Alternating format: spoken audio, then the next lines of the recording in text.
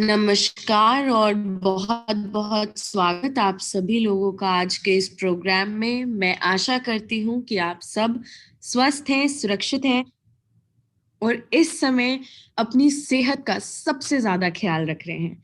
आज हम सब जुड़े हैं इस प्रोग्राम में एक बहुत ही अमेजिंग इंटरवेंशन के लिए। अमेजिंग इसलिए क्योंकि दो बहुत ही एक्सपीरियंस्ड डॉक्टर्स आज हमारे साथ जुड़ी हैं और मैं बहुत थैंकफुल हूँ कि उन्होंने अपना समय आज निकाला है हमारे साथ अपनी विजडम, अपना नॉलेज, अपना एक्सपीरियंस शेयर करने के लिए। तो आप तैयार हो जाइए, हम कुछ ही मिनटों में आज के इस बहुत ही शानदार प्रोग्राम की शुरुआत करने जा रहे हैं। अगले कुछ ही मिनटों में हम अपने डॉक्टर्स के साथ कॉन्वर्सेशन शुरू करेंगे। तब तक अगर आपकी टीम से किसी ने ज्वाइन नहीं किया तो उनके साथ लिंक शेयर कर दीजिए। हम जूम के साथ साथ आज यूट्यूब पे भी लाइव हैं और मैं आप सभी लोगों के साथ यहाँ पर यूट्यूब का लिंक शेयर कर रही हूँ चैट बॉक्स में। आप अपनी टीम मेंबर्स के साथ यूट्यूब लिंक भी शेयर कर सकते हैं। अगर वो जूम पे ना जुड़ पाए तो यूट्यूब पे हमारे साथ कनेक्ट कर सकते हैं। We are about to start in few minutes, stay tuned.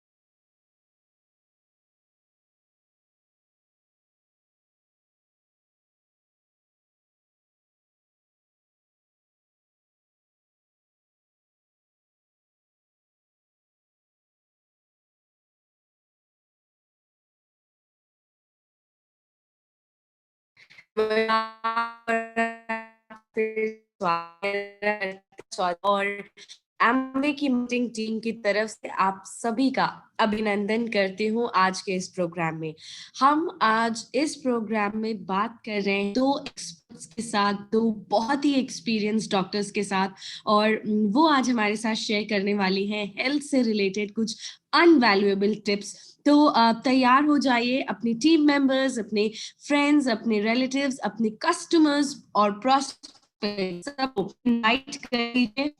बहुत जल्दी आज के इस प्रोग्राम की शुरुआत हम करने जा रहे हैं। So stay tuned with us, we are about to start in next few minutes.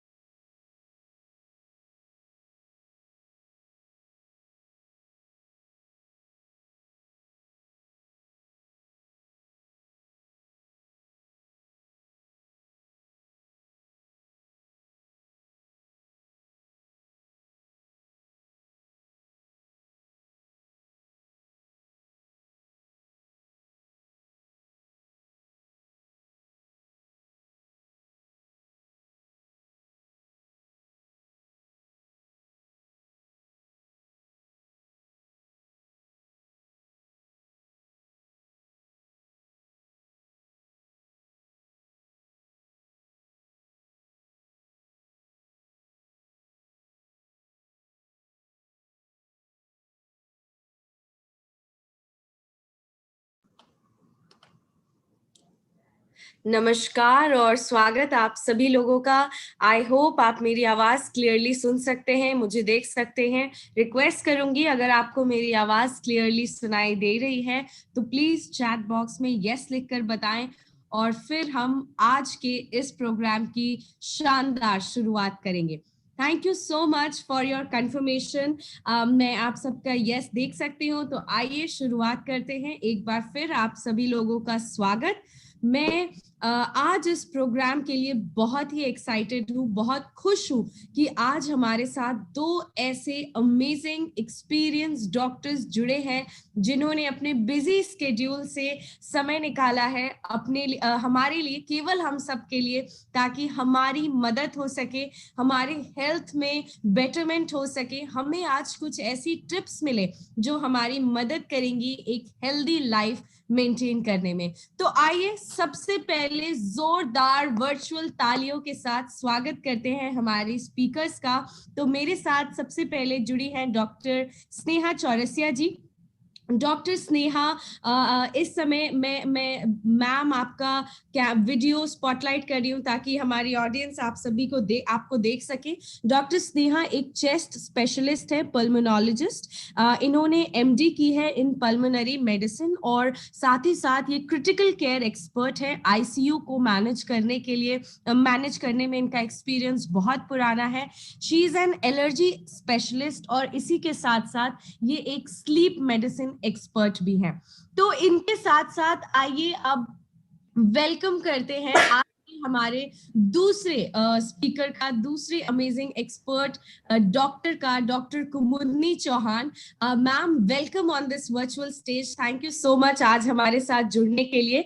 Doctor कुमुदनी आज हमारे साथ जुड़ी है। डॉक्टर कुमुदनी एक गायनेकोलॉजिस्ट हैं और इन्होंने एमएस किया है इन गायनी, डीएनबी इन गायनी, और साथ ही साथ ये एक आईवीएफ और इनफर्टिलिटी एक्सपर्ट भी हैं।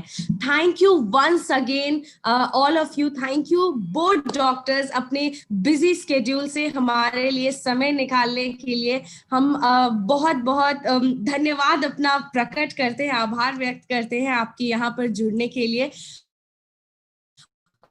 डियर नॉर्थ इंडिया की regional marketing manager Shifali Gandhi ma'am आज हमारे साथ हैं और आज हम सब मिलकर यही कोशिश करेंगे कि आप तक कुछ ऐसी वैल्यूएबल टिप्स पहुंचे जो इस समय, इस सीजन में, आने वाले समय में आपको हेल्दी लाइफस्टाइल मेंटेन करने में मदद करें। तो आइए प्रोग्राम को आगे बढ़ाते हैं और सबसे पहले इनवाइट करना चाहूंगी शिफाली मैम को on this virtual stage. Ma'am, welcome, over to you. Thank you so much, Vartika, and in fact, a very warm welcome to our speakers, our experts today. बहुत बहुत धन्यवाद आप दोनों डॉक्टर्स का कि आप यहाँ हमारे साथ आए और आज बहुत सारी बातें करने वाले हैं। बिकॉज अभी कंसर्न है, जब हमने स्टार्ट किया था कुछ 8-9 महीने पहले, पैंडेमिक का सिचुएशन था और बहुत सारे कंसर्न्स थे इम्यूनिटी के अराउंड, फैमिली की हेल्थ के around. But over the period of time we have settled, और वो चीज जो है हमारे दिमाग में आई कि कैसे healthy living, supplementation and the power of nutrition, ये सब कैसे हमारी फैमिली को प्रोटेक्ट कर सकते हैं। But as we progressed through the seasons, पहले समर्स थे, उसके बाद थोड़ा सा जब हम बारिश की ओर बढ़े तो अलग तरीके की प्रॉब्लम्स थी। अब हम पोल्यूशन और सर्दियों की ओर बढ़ रहे हैं and already the temperature has dip down. So बहुत सारी चीजें एड्रेस करने को होती हैं और बार बार जो है क्लाइमेटिकल चीजें जैसे कि चेंज होती हैं, वैसे ही हमारी बॉडी की फंक्शनिंग चेंज होती है।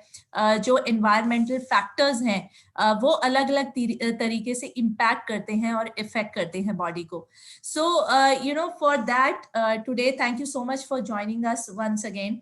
और आज हम कुछ क्वेश्चंस के जरिए दोनों डॉक्टर्स से एक कन्वर्सेशन के जरिए, एक डिटेल्ड कन्वर्सेशन ये जानने की कोशिश करेंगे कि अलग अलग स्फीयर्स में जब हम बात कर रहे हैं, अभी नॉर्थ रीजन को स्पेसिफिकली देखा जाए तो बहुत टेम्परेचर जैसे डिप करता है तो एलर्जीज का बहुत ज्यादा एक एक दौर चल जाता है, बहुत सारे लोग इन्फेक्टेड होते हैं, जल्दी जल्दी से इन्फेक्शंस कैच करते हैं. So let's begin this conversation, and my first question is to Sneha ma'am.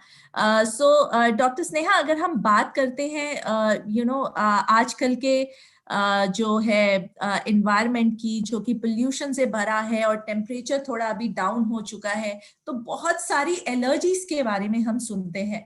So as an expert, आप if I have to as a layman understand कि ये एलर्जी चीज क्या है. हम सुनते हैं कि एलर्जी हो जाता है, तो कई एलर्जीज ऐसे होती है जो कि मैंने सुना है कि चाइल्डहुड से हमें पकड़ के रखती हैं, जकड़ के रखती हैं, और एडल्टहुड तक हमारे साथ ग्रो करती हैं.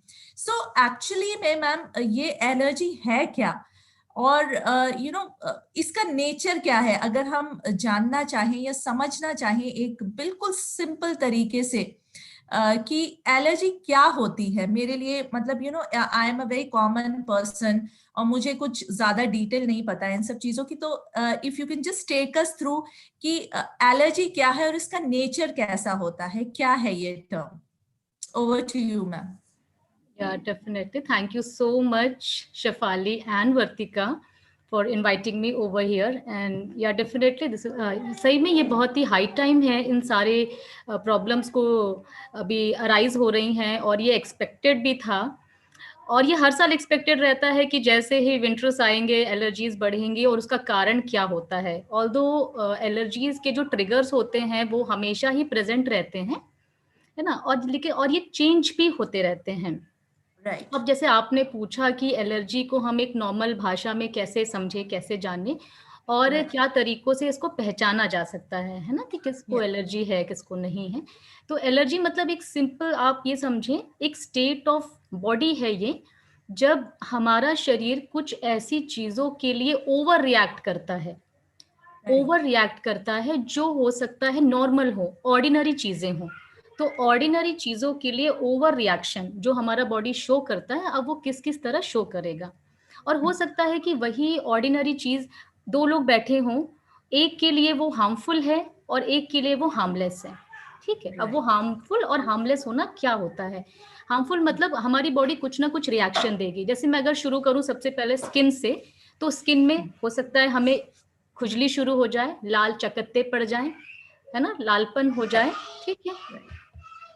और दूसरे, अगर मैं बीइंग चेस्ट स्पेशलिस्ट बात करूं, और ये अभी बहुत ज़्यादा प्रिवेलेंट भी है, जो हम लोग कहते हैं नेजल एलर्जीज, है ना, कैसे कि छींकें आएंगी हमको, है ना, हमारा रनिंग नोज, नाक बहना शुरू हो जाएंगी.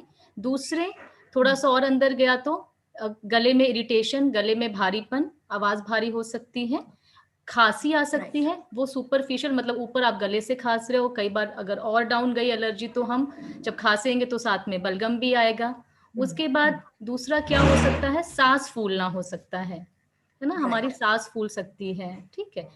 तीसरा और क्या हो सकता है, हमको खांसी के साथ, बलगम के साथ, सांस फूलने के साथ एक साय साय जैसी, सीटी जैसी आवाज बन सकती है ना, बातचीत करते समय या सांस लेते वक्त. तो ये कुछ सिम्टम्स हैं जो right from the skin, right from the nose और नीचे चेस्ट तक जाते तक हम इसको समझ सकते हैं कि हाँ, अगर ये सिम्टम किसी के साथ हो रहा है. अब ये कब कब होगा, कई बार होता है कि हम किसी एलर्जन क्या होते हैं, जैसे एलर्जी एक शब्द है, वैसे ही फिर दूसरा शब्द है एलर्जन. एलर्जी मतलब कि हमें किसी चीजों से हमारे बॉडी ने रिएक्ट किया और कुछ तरीकों से, सिम्टम से उसको दिखाया. एलर्जन मतलब जिसके अगेंस्ट, तो जो मैं ऑर्डिनरी चीजों की बात कर रही थी वो एलर्जन हो सकता है. हो सकता है जैसे लेडीज चावल बिनती हैं तो उसमें जो धूल होती है ना, वो एलर्जी कर सकती है. घर में झाड़ू लग रही है तो जो धूल उड़ रही है वो एलर्जी कर सकती है. आप अर्ली मॉर्निंग बाहर वॉक को निकलते हैं, जो ठंडी हवा, एयर है, वो हमारे लिए एलर्जी कर सकती है. कई बार हमने देखा है पेड़ों में फफूंद लगी होती है ना. और जैसे मैं अभी बात कर रही थी कि ये मौसम के साथ बदलती कैसे है, कई बार पॉलेंस, है ना, जैसे क्या कहेंगे, पॉलेंस को हम लोग कहेंगे परागकण, है ना. फूल अलग अलग तरह में, अलग अलग मौसम में, अलग अलग जो पौधे उगते हैं, है ना, फ्रूट्स आते हैं, उनमें जो कुछ रेशे होते हैं.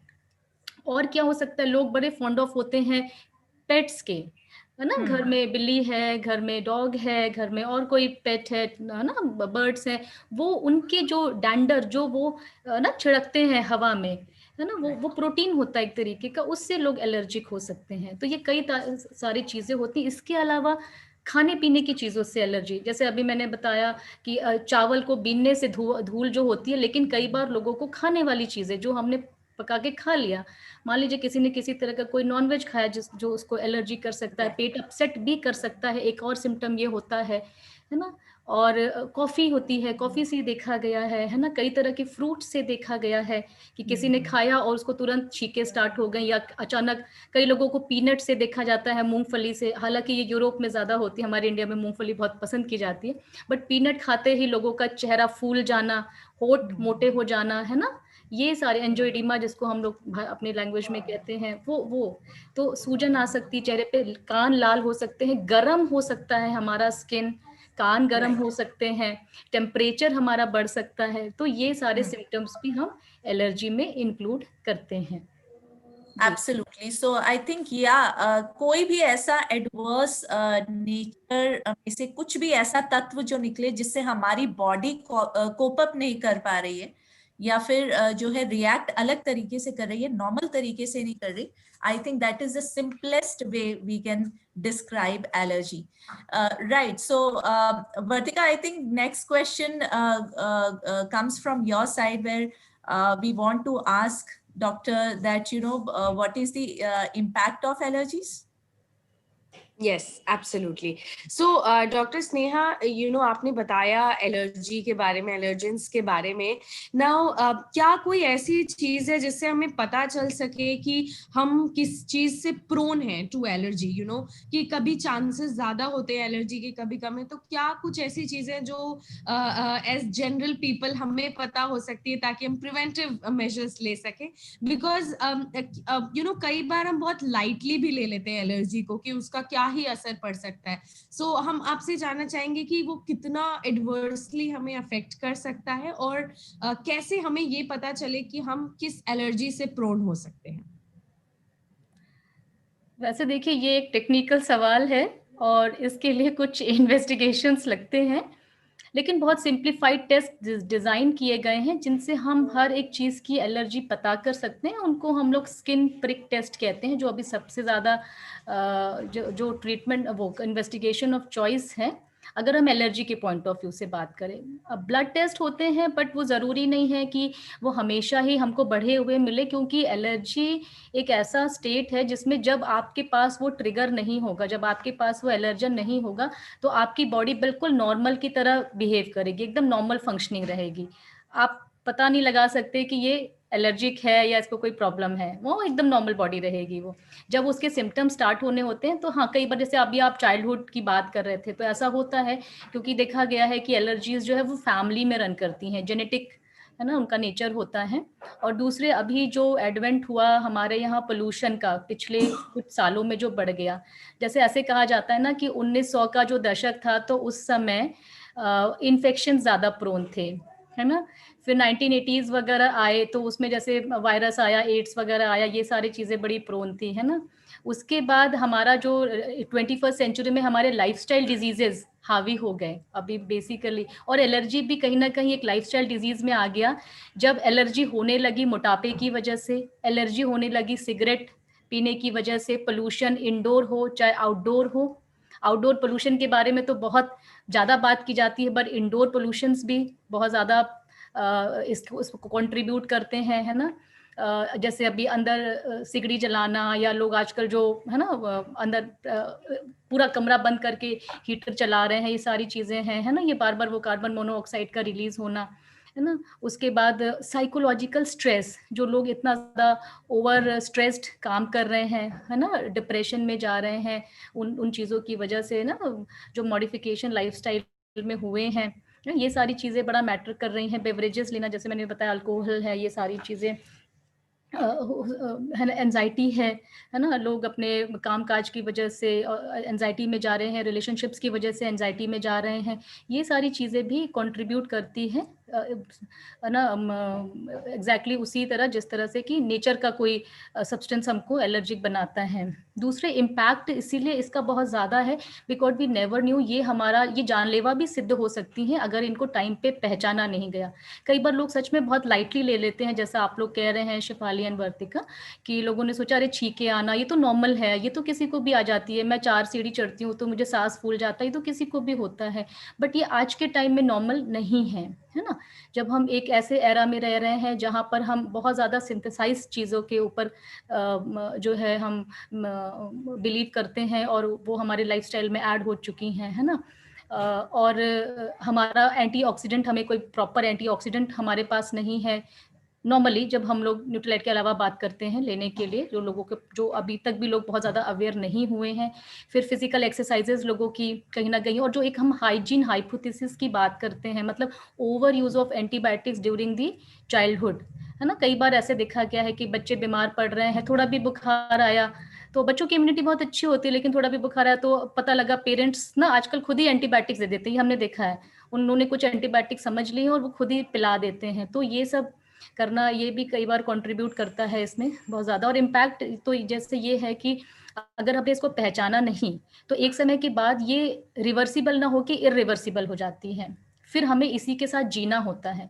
कई बार चाइल्डहुड एलर्जीज में तो हम वेट करते हैं कि हो सकता है जब बच्चा जो है एडोलेसेंट की तरफ जा रहा हो 12 ईयर्स में, उसके बाद ये एलर्जी खत्म हो जाएगी। कई लोगों के साथ ऐसा भी होता है, हम वेट करते हैं उस समय। और अगर नहीं वो आगे कैरी ऑन हो गई ड्यू टू उसका जो भी लाइफस्टाइल है, जैसा भी है, अगर वो एथलीट है, बहुत ज़्यादा दौड़ता भागता है, तो ऐसे लोगों को भी होता है क्योंकि उनके अंदर वाटर लॉस बहुत ज़्यादा होता है, तो वो उनका भी जो एयरवेज है वो कॉन्स्ट्रिक्ट करती है, उनको दमा की परेशानी, सारी चीज़ें होने लगती हैं। तो जो भी उनका लाइफस्टाइल, उस वजह से भी वो इसमें लैंड कर सकते हैं एलर्जी में।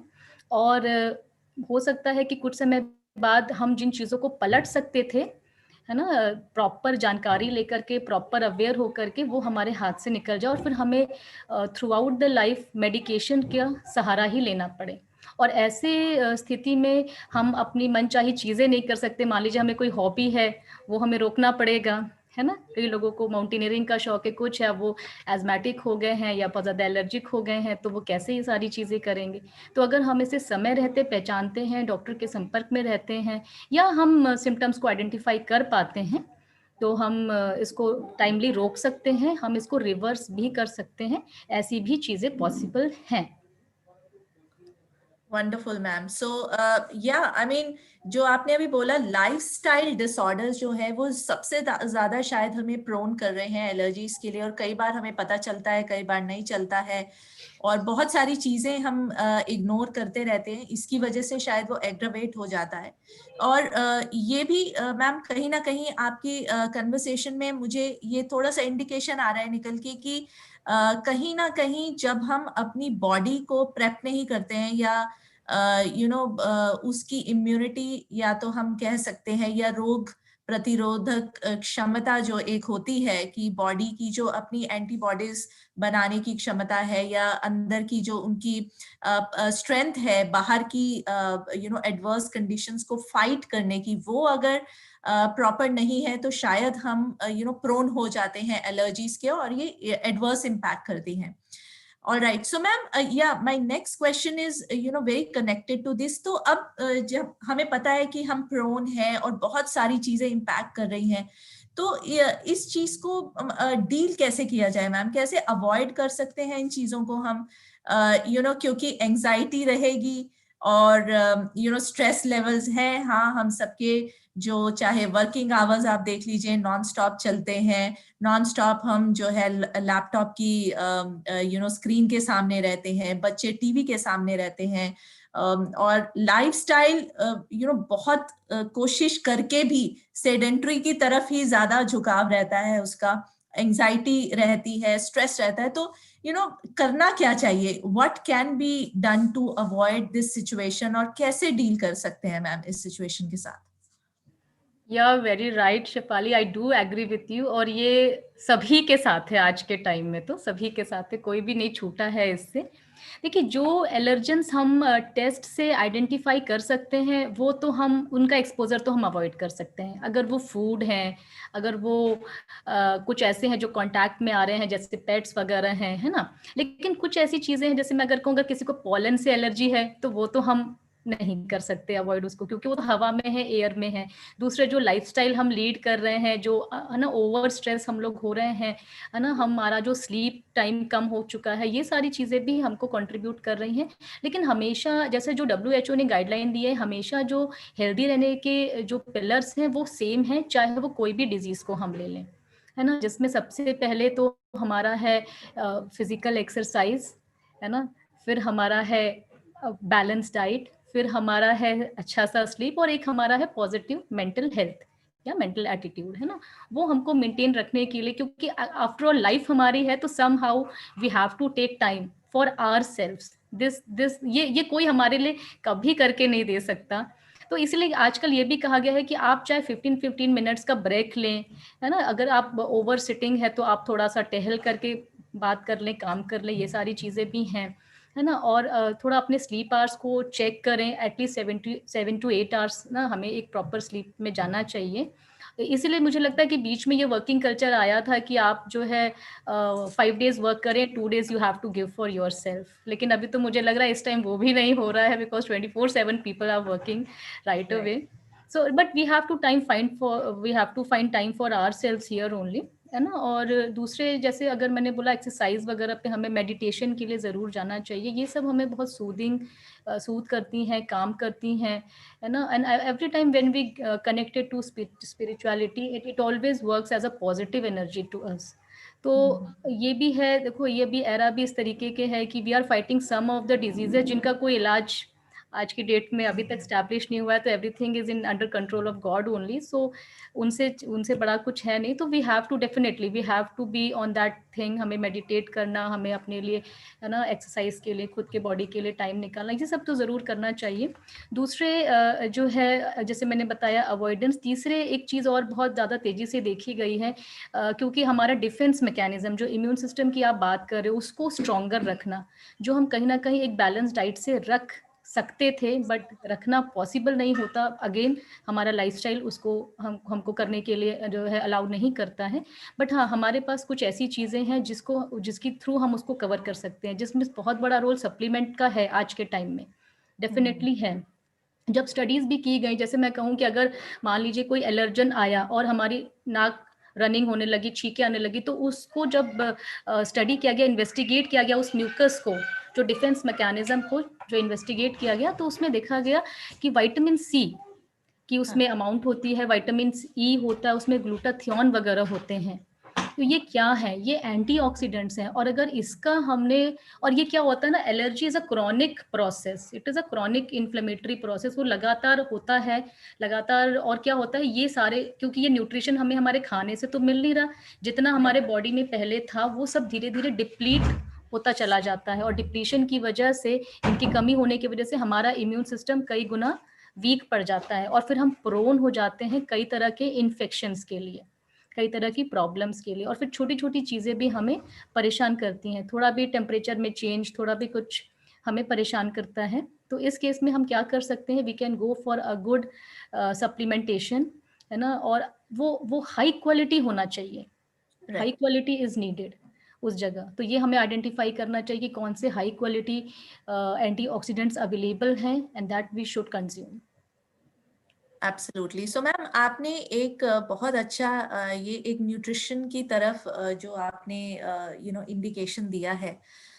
सो मैम, आपसे ये ज़रूर जानना चाहूँगी मैं कि जब हम न्यूट्रिशन की बात करते हैं तो बहुत सारे कंपोनेंट्स हैं, माइक्रो कंपोनेंट्स हैं और मैक्रो कंपोनेंट्स हैं। सो जब हम एलर्जीज की, डिफेंस मैकेनिज्म की बात कर रहे हैं, तो क्या हम सिर्फ एंटीऑक्सीडेंट्स की बात करते हैं, या फिर हम विटामिन्स, मिनरल्स, या फिर जब हम 24/7 की इम्यूनिटी की बात करते हैं तो उसमें ये विटामिन्स और मिनरल्स का क्या रोल रहता है? And if you can talk about supplement that you are indicating, I think that would be really great. So जैसे मैंने बोला एंटीऑक्सीडेंट, तो एंटीऑक्सीडेंट जो एक मैकेनिज्म है वो हमको मिलता ही विटामिन और मिनरल से है, राइट, है ना। इसी वजह से ही हम लोग खाना खाते हैं, ये एंटीऑक्सीडेंट्स को पाने के लिए ही हम खाना खाते हैं। नॉर्मली क्या होता है, एक प्रोसेस होता है ऑक्सीडेटिव स्ट्रेस, जिसके तहत कोई भी चीज़ हो सकती है, वो हमें एलर्जी भी दे सकता है हमारे बॉडी को, वो हमें डायबिटीज भी दे सकता है, वो हमें कोई हार्ट डिजीज भी दे सकता है ना, वो हमें कोई भी प्रकार का, है ना, हमारे न्यूरोलॉजिकल सिस्टम को, हमारे को वो कर सकता है अफेक्ट, है ना। एजिंग होती है ऑक्सीडेटिव स्ट्रेस से, तो oxidative stress is a mechanism that is going on every time and every day, है ना, दैट इज गोइंग ऑन, है ना, कंटिन्यूअसली।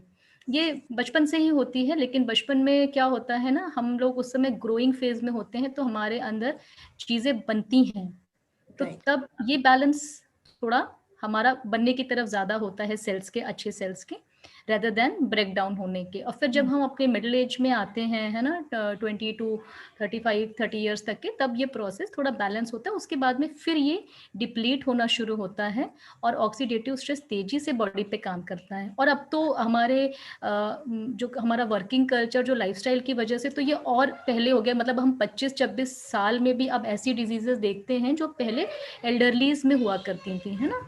हार्ट अटैक्स भी नोटिस किए जा रहे हैं, डायबिटीज नोटिस की जा रही हैं, और बहुत सारे क्रॉनिक प्रॉब्लम्स, है ना, भूलने की बीमारी, ये सारी चीजें नोटिस की जा रही हैं, है ना। तो जब हम अच्छा एंटीऑक्सीडेंट लेंगे, मतलब क्या, अच्छा खाना लेना। अब हमें सप्लीमेंट की या न्यूट्रिशन की बाहर से जरूरत है क्यों?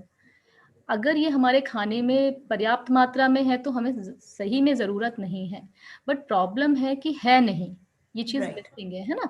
न्यूट्रिशन क्या है? न्यूट्रिशन एक कॉमन सेंस है एक्चुअली। न्यूट्रिशनल मेडिसिन ये कॉमन सेंस है, लोग इसको कुछ और वे में ले जा लेते हैं, और ये एक प्रिवेंशन है बेसिकली हर एक चीज का, है ना। अब अगर हम खाना खाने के लिए बैठे, लेकिन हमारे दाल में, हमारे राइस में, हमारे चपाती में वो प्रोटीन, वो विटामिन, वो मिनरल अगर उस ऑप्टिमम अमाउंट में अवेलेबल नहीं है, तो कुछ ज़्यादा और कुछ कम का बैलेंस हमारा गड़बड़ा जाता है, और फिर उसने जिस भी हमारे ऑर्गन को हिट कर दिया, वो ऑर्गन हमारा डेटोरेशन की तरफ चला जाता है। हो सकता है लीवर फेलियर की तरफ जाए, या हार्ट फेलियर, है ना, या हमारा इम्यून सिस्टम बहुत लो हो जाए, हम बहुत तरह की नई allergies by the time acquire कर लें, ये भी होता है। तो अगर हम एक प्रॉपर न्यूट्रिएंट लेंगे, अब हमें नहीं पता कि कौन सा न्यूट्रिशन हमें कितने अमाउंट का लेना है, कैसे लेना है। बहुत सारे खाने अवेलेबल है, बहुत तरह की बातें आज के टाइम में हो रही है कि आप ये खा लो, आप वो खा लो, है ना, बट कितना खा लो, उसका सोर्स, जैसे मैंने बोला, हाई क्वालिटी एंटीऑक्सीडेंट, मतलब कि उसका source should be rich, source should be pure, है ना, उसमें कोई अडल्टरेशन ना हो। और जैसे अभी हम लोग कुछ समय से देख रहे हैं कि हमारे तो फूड चेन में भी केमिकल्स की एंट्री हो चुकी है, इंसेक्टिसाइड, पेस्टिसाइड्स, ये सब आ चुके हैं, बहुत वो हाइब्रिड चीजें आ चुकी हैं, तो हमारा खाना भी बचा नहीं, तो एलर्जेंस हमारे एयरबोर्न एलर्जेंस हो गए, हमारे फूड एलर्जेंस हो गए, है ना, इस तरीके के हमारे वाटर के थ्रू हमारे शरीर में इम्प्योरिटीज जा रही हैं। तो कोई भी सोर्स जो हमारे अंदर जा रहा है, और सबसे ज्यादा उसमें प्रोन होता है हमारा लंग, क्योंकि सांस हम हमेशा ही लेते रहते हैं, तो सबसे ज्यादा इफेक्ट करता है। देखिए, इसलिए अभी जो ये वायरस भी आया है, इसकी एफिनिटी इतनी ज्यादा है लंग के सेल्स से, और जहां इसने देखा कि इम्यून सिस्टम लोअर है, इम्यून सिस्टम जो है वो उनका डिप्रेस्ड है कहीं ना कहीं, वहां वो फ्लरिश करता है ना। तो we should take a balance diet and we should know, and I'm really very glad that you people are always doing the trainings and all to get people aware of these things so that they can choose. तो nutrition लेने के लिए किसी doctor की जरूरत नहीं है, doctor के पास जा कर के पूछना कि क्या खाएं क्या ना खाएं न्यूट्रिशन, ये आप खुद डिसाइड कर सकते, क्योंकि आप ही खाना खा रहे हो। या perfect ma'am, yes, I think nutrition के लिए जागरूक रहना ही सबसे बड़ी आजकल की नीड है, अगर मैं कहूँ तो। उसके लिए yes, maybe doctor's consultation is required in few of the cases, but by and large अगर हम एक healthy life जीना चाहते हैं, या एक अच्छी body sustain करना चाहते हैं, तो I think that can be done. All right, so my next question is to Kumudni ma'am. So yeah, Vartika, you are there, I can see you, so please take it over. Yes. Hi ma'am, welcome once again Dr. Kumudni. तो ma'am, पहला question जो मैं आपसे पूछना चाहती हूँ इस समय is related to women health. तो generally हमने देखा है कि women they tend to ignore their health. हमेशा ही women पूरी family का ध्यान रखती हैं, सबका ध्यान रखती हैं, but अपने health को ignore कर देती हैं. तो आज के समय में आपके पास भी बहुत सारे पेशेंट्स आते होंगे, तो क्या है सबसे कॉमन कंसर्न्स जो women फेस कर रही हैं और उसको प्रिवेंट करने के लिए हम क्या कर सकते हैं? Thank you Vartika. एंड मैं जो तुमने बात शुरू करी ना वर्तिका कि हम लोग उतना ध्यान नहीं देते हैं, है ना, फीमेल थोड़ा सा अपने पे थोड़ा कम ध्यान देती हैं और उन्हें ऐसा फील होता है कि वो बहुत अच्छा कुछ कर रहे हैं, वो अपनी फैमिली का बहुत ध्यान रख रहे हैं, है ना, दे आर टू बिजी, है ना, to take care of all family members. लेकिन मैं यह कहना चाहूंगी और हमेशा से मैं अपने पेशेंट से भी कहती हूँ कि अगर आपने अपना ख्याल नहीं रखा, अगर आपने सबसे पहले अपना ध्यान नहीं रखा, तो आप अपनी फैमिली का पूरा अच्छे से जो 100% जो आप करने की कोशिश कर रहे हो वो आप कभी कर ही नहीं सकते, है ना. तो सबसे पहले आपको अपना ख्याल करना है. अगर आप अपने हस्बैंड को, वाइफ को या अपने फैमिली मेंबर्स को कुछ भी न्यूट्रिशन या जो भी चीजें कर रहे हो ना, उसके साथ साथ आप मतलब मैं तो कहूँगी अगर आप खुद सबसे पहले अपना भी ख्याल रख रही है ना, तो एक तरीके से आप फैमिली के लिए बहुत अच्छा कर रहे हो, है ना. तो मुझे लगता है कि फीमेल्स को, लेडीज को बहुत जागरूक हो जाना चाहिए और अपनी हेल्थ का बहुत ज्यादा ध्यान रखना चाहिए, क्योंकि वैसा अपनी हेल्थ का ध्यान रख के ही वो अपनी फैमिली का भी ध्यान रख पाएंगी और अपने हस्बैंड के साथ भी अच्छा कर पाएंगी. बिकॉज अगर खुद को कुछ प्रॉब्लम रहेगी और हस्बैंड ले लेके उनको अगर डॉक्टर के पास दौड़ते हैं तो उन्हें बिल्कुल भी अच्छा नहीं लगता है ना, उन्हें छुट्टी लेनी पड़ती है, उन्हें टाइम निकालना पड़ता है. एंड नेक्स्ट जो क्वेश्चन है तुम्हारा कि मेन कंसर्न क्या है ना, तो बीइंग डॉक्टर है ना, गायनेकोलॉजिस्ट, जो मैं मेन कंसर्न देख रही हूँ, देखो पेशेंट्स, एज मैं इनफर्टिलिटी एक्सपर्ट हूँ तो मेनली मेरे पास इनफर्टिलिटी के आते हैं. बट कॉमन अगर मैं बात करूँ तो कॉमनली जो लेडीज आती हैं, ठीक है, इनफर्टिलिटी डिजीज उनको जो आ रही है, बट जो शुरुआत कहीं ना कहीं से हो रही होती है, जो मेन चीजें मैं देख रही हूँ, ज्यादातर जो कॉमन पेशेंट हैं, एक आपने टर्म सुना होगा शायद, पॉलिसिस्टिक पीसीओडी, बहुत कॉमनली, है ना. ऑल्दो पीसीओडी एक सही टर्म नहीं है, वो ऑब्सोलीट हो चुका है. पीसीओएस कहते हैं, पॉलिसिस्टिक ओवेरियन सिंड्रोम. राइट. इस चीज को लेके बहुत सारी हमारी यंग गर्ल्स आती हैं, बहुत सारे इनफर्टिलिटी के पेशेंट्स आते हैं, जिसमें अराउंड 50-60% इस टाइप के लोग होते हैं जिनको कुछ पीसीओएस का कुछ जैसे कि ये सिंड्रोम है, तो बहुत सारी चीजें इसमें मिली हुई होती हैं, बहुत सारे सिम्टम्स होते हैं, बहुत सारे, तो कुछ सिम्टम्स लेके लोग आते हैं. दूसरा कंसर्न मैं आपको बताऊं तो मैंने बिल्कुल नोटिस किया है कि जितनी भी फीमेल आती हैं उनमें कहीं ना कहीं थोड़ा कहीं ना कहीं कुछ एंजाइटी, डिप्रेशन जैसी चीजें उनके अंदर रहती हैं.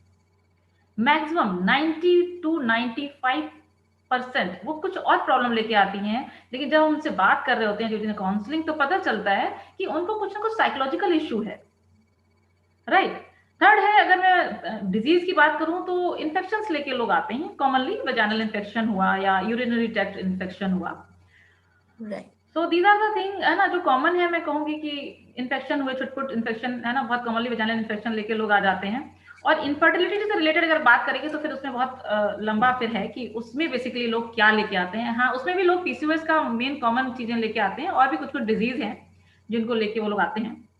तो मैम पीसीओएस एब्सोल्युटली बहुत कॉमन है, मेरे भी जान पहचान की बहुत सारे मेरे फ्रेंड्स, कलीग्स ने उसको फेस किया है. सो मैम, मैंने ये सुना है कि न्यूट्रिशन से, सही तरह के खाने से, सही सप्लीमेंट्स की भी बात होती है. न्यूट्रलाइट अगेन बहुत ट्रस्टेड ब्रांड है सप्लीमेंटेशन का, न्यूट्रिशन का. तो क्या आप कुछ ऐसी चीजें रेकमेंड करती हैं जो कि डाइट में जरूर इंक्लूडेड होने चाहिए फीमेल्स के, स्पेशली चाहे वो यंग गर्ल्स हो, चाहे वो एजिंग विमेन हो, जो आप सजेस्ट करें फ्रॉम न्यूट्रलाइट उनके डाइट में हो, जो उनकी मदद करे to prevent these kind of lifestyle disorders?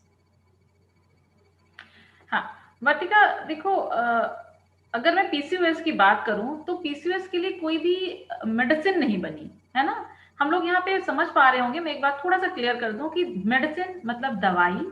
और जैसे कि आप बात कर रहे हो न्यूट्रीलाइट की, तो मुझे जहाँ तक पता है, इसकी इंफॉर्मेशन है कि न्यूट्रीलाइट एक हमारा हेल्थ सप्लीमेंट ब्रांड है ना.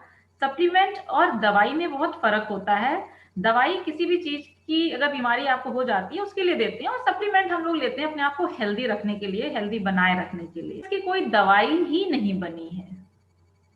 There is no medicine for PCOS, है ना, कि हम उसको दे दें और पीसीओएस क्योर हो जाए, राइट। पीसीओएस का जो शुरुआत है वो कहीं ना कहीं आपकी दो चीजों से, एक आपका इन्वायरमेंटल फैक्टर होता है और एक जेनेटिक फैक्टर होता है। अगर आपकी फैमिली में कहीं आपके मदर फादर को डायबिटीज की हिस्ट्री रही है या ओबेसिटी की हिस्ट्री है आपकी फैमिली में, तो बहुत ज्यादा एक टेंडेंसी आती है कि आपकी अगर आप फीमेल जन्मी है उस घर में तो आपको एक पीसीओएस की टेंडेंसी रहेगी आपको। या अगर आपका ऐसा कोई हिस्ट्री नहीं है, उसके बाद आपने अपना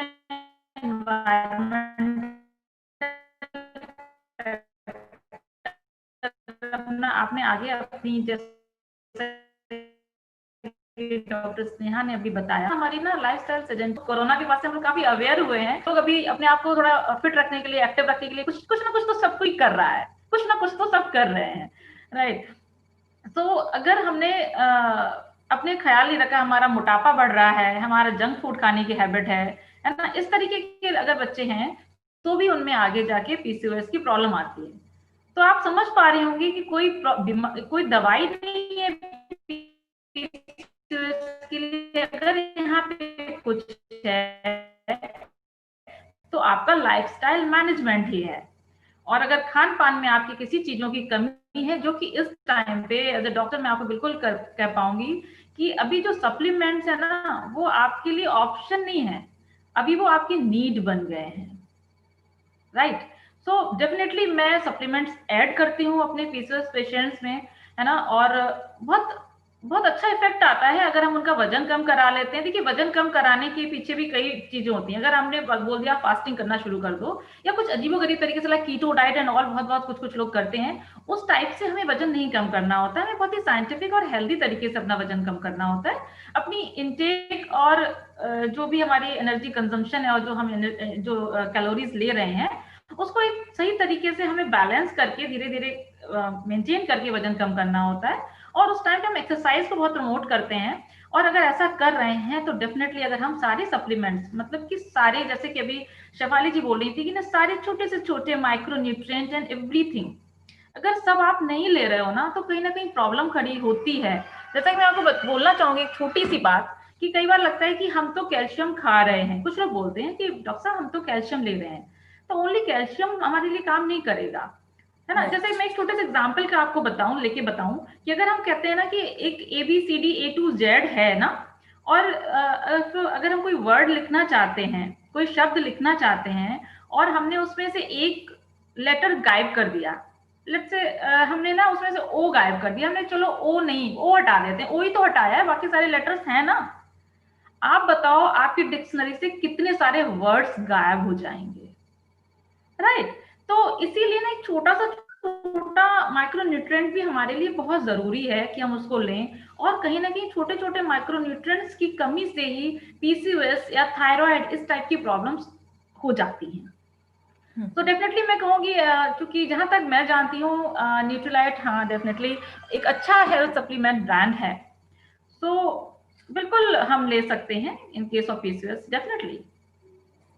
राइट मैम। सो मैम, आपने माइक्रो न्यूट्रिएंट्स की इम्पोर्टेंस को बहुत एम्फसाइज किया है, तो for the benefit of our audience मैं यही कहूंगी कि न्यूट्रीलाइट डेली आई थिंक एक ऐसा सप्लीमेंट है जो कि इस समय हमारी बहुत अच्छे से मदद कर सकता है।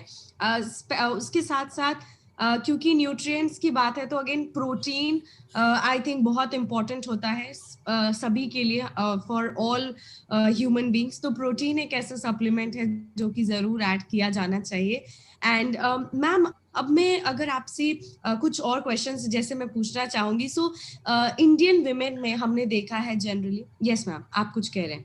वर्तिका, बस एक लाइन में ऐड करना चाहूंगी, जो कि तुमने प्रोटीन की बात उठाई तो मैं जरूर यहाँ पे बोलना चाहूंगी कि हमारी इंडिया में अराउंड मोर देन 80% लोग ना प्रोटीन डिफिशिएंट हैं, बट वो रियलाइज नहीं करते हैं, कहीं ना कहीं उन्हें पता नहीं है। वो जो नॉन वेजिटेरियन है, दे आर वेरी हैप्पी कि हम तो नॉन वेज खाते हैं, हमारा तो प्रोटीन एकदम फुल है।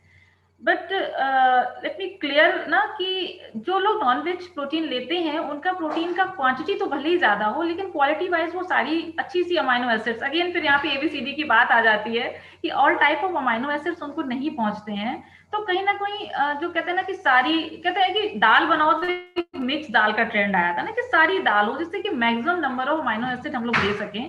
तो प्रोटीन इंटेक का हमें थोड़ा सा हमें ध्यान रखना चाहिए। राइट मैम, बिल्कुल। तो मैम वैसे ही इंडिया में स्पेशली हमने देखा है कि मोर देन 50% ऑफ विमेन उनको अनीमिया है।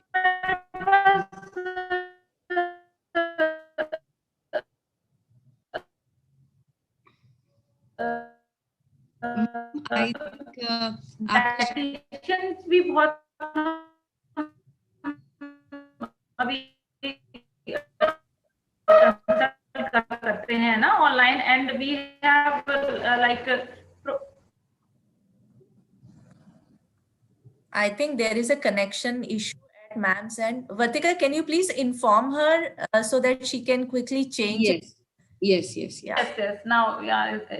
Okay. All right. With me. Back. Yeah. So, right, Vartika.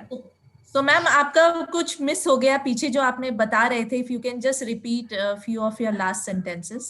हाँ, मैं बस यही बता रही थी कि प्रोटीन का बहुत ज्यादा डिफिशियंसी है हमारी इंडिया में, और हम लोग उतना है ना, खासतौर से वेजिटेरियंस की डाइट में तो प्रोटीन 100% डिफिशिएंट है, और जो लोग नॉन वेजिटेरियन भी हैं तो वो प्रोटीन ले रहे हैं, बट उस प्रोटीन के साथ जिस तरीके का नॉनवेज हम लोग यहाँ कुकिंग का जो प्रोसेस है उसमें अगर हम लोग नॉनवेज लेते भी हैं तो बहुत ज्यादा ऑयल, फैट और बहुत ज्यादा खराब सा हमारे अंदर चली जाती हैं। सो प्रोटीन कहीं ना कहीं गड़बड़ है। प्रोटीन का हमें बहुत ज्यादा ध्यान रखना है। अगर हम लोग प्रोटीन का ध्यान रखते हैं तो प्रोटीन एक चूंकि बिल्डिंग ब्लॉक है तो हमारी इम्यूनिटी बहुत स्ट्रांग करता है। और एक मिथ मैं यहाँ पे तोड़ना चाहूंगी, कुछ लोगों का मिथ होता है कि हमें प्रोटीन नहीं लेना बिकॉज ऑलरेडी हम बहुत मोटे हैं। सो अगर आप प्रोटीन ले रहे हो तो वो आपका मोटापा नहीं बढ़ाता है ना। आप अगर कार्बोहाइड्रेट ज्यादा लेते हैं, आप खराब टाइप का फैट अगर ज्यादा लेते हैं तो आपका मोटापा बढ़ता है। इनफैक्ट अगर आप प्रोटीन ऐड करते हो अपनी डाइट में तो आपको बार बार जल्दी जल्दी भूख नहीं लगती है, बिकॉज प्रोटीन एक लो ग्लाइसेमिक इंडेक्स वाला एक फूड है। सो आपका मोटापा कहीं ना कहीं कंट्रोल होता है अगर आप प्रोटीन डाइट में ऐड करते हो। तो राइट मैम, यही कह रही थी मैं। तो मैम क्योंकि विमेन हेल्थ की बात कर रहे हैं, प्रोटीन डेफिशिएंसी की, तो मुझे एक और चीज याद आ रही है, और मैं हम अपने एंड से कोशिश करते हैं लोगों को अवेयर करने की, बट आप कहेंगे तो आई एम श्योर ज्यादा इम्पैक्ट पड़ेगा। सो मैम इंडिया में बहुत ही सैड फैक्ट है कि 50% से भी ज्यादा विमेन जो है अनीमिक है, अनीमिया की शिकार है। और जनरली जो एडोलेसेंट गर्ल्स होती हैं 15 साल से लेकर 50 साल तक के उम्र के बीच की महिलाओं में अनीमिया के चांसेस बहुत ज्यादा होते हैं। तो आयरन आई थिंक एक बहुत इंपॉर्टेंट न्यूट्रिएंट है जो कि कहीं ना कहीं मिसिंग रह जाता है। तो क्या आप रेकमेंड करेंगी एवरी इंडियन विमेन को न्यूट्रलाइट चेरी आयरन अपनी डाइट में ऐड करना? डेफिनेटली आयरन तो लेना चाहिए, इसमें कोई डाउट नहीं है। और एडोलेसेंट गर्ल की अगर मैं बात करूं तो देखिए क्या होता है ना कि हमें जो सप्लीमेंट या सप्लीमेंटेशन या फोर्टिफिकेशन जो हमारी ना, देखिए इंडिया में भी होता है ना कि हम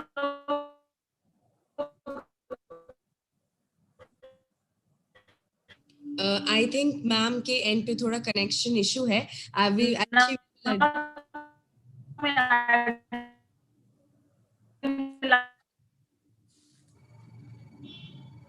अभी ठीक है? Now I am audible? मैंने चेंज किया है connection. It's okay now ma'am. या प्लीज कैरी ऑन। ओके। सो देखिए क्या होता है ना कि ये तो बिल्कुल फैक्ट है ना, जो वर्तिका ने कहा कि जैसे कि प्रोटीन डिफिशियंसी है वैसे ही हमें एनीमिया। अभी देखिए कैसे एनीमिया आपको इतना ज्यादा है, बिकॉज जो हीमोग्लोबिन है वो प्रोटीन और आयरन से ही मिलके बनता है।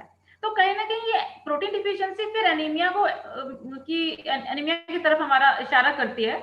इधर हम आयरन भी डिफिशिएंट है, और कहीं ना कहीं आयरन जितने डिफिशिएंट है उससे भी ज्यादा प्रोटीन डिफिशिएंट है। That's why we are having this anaemia problem, right.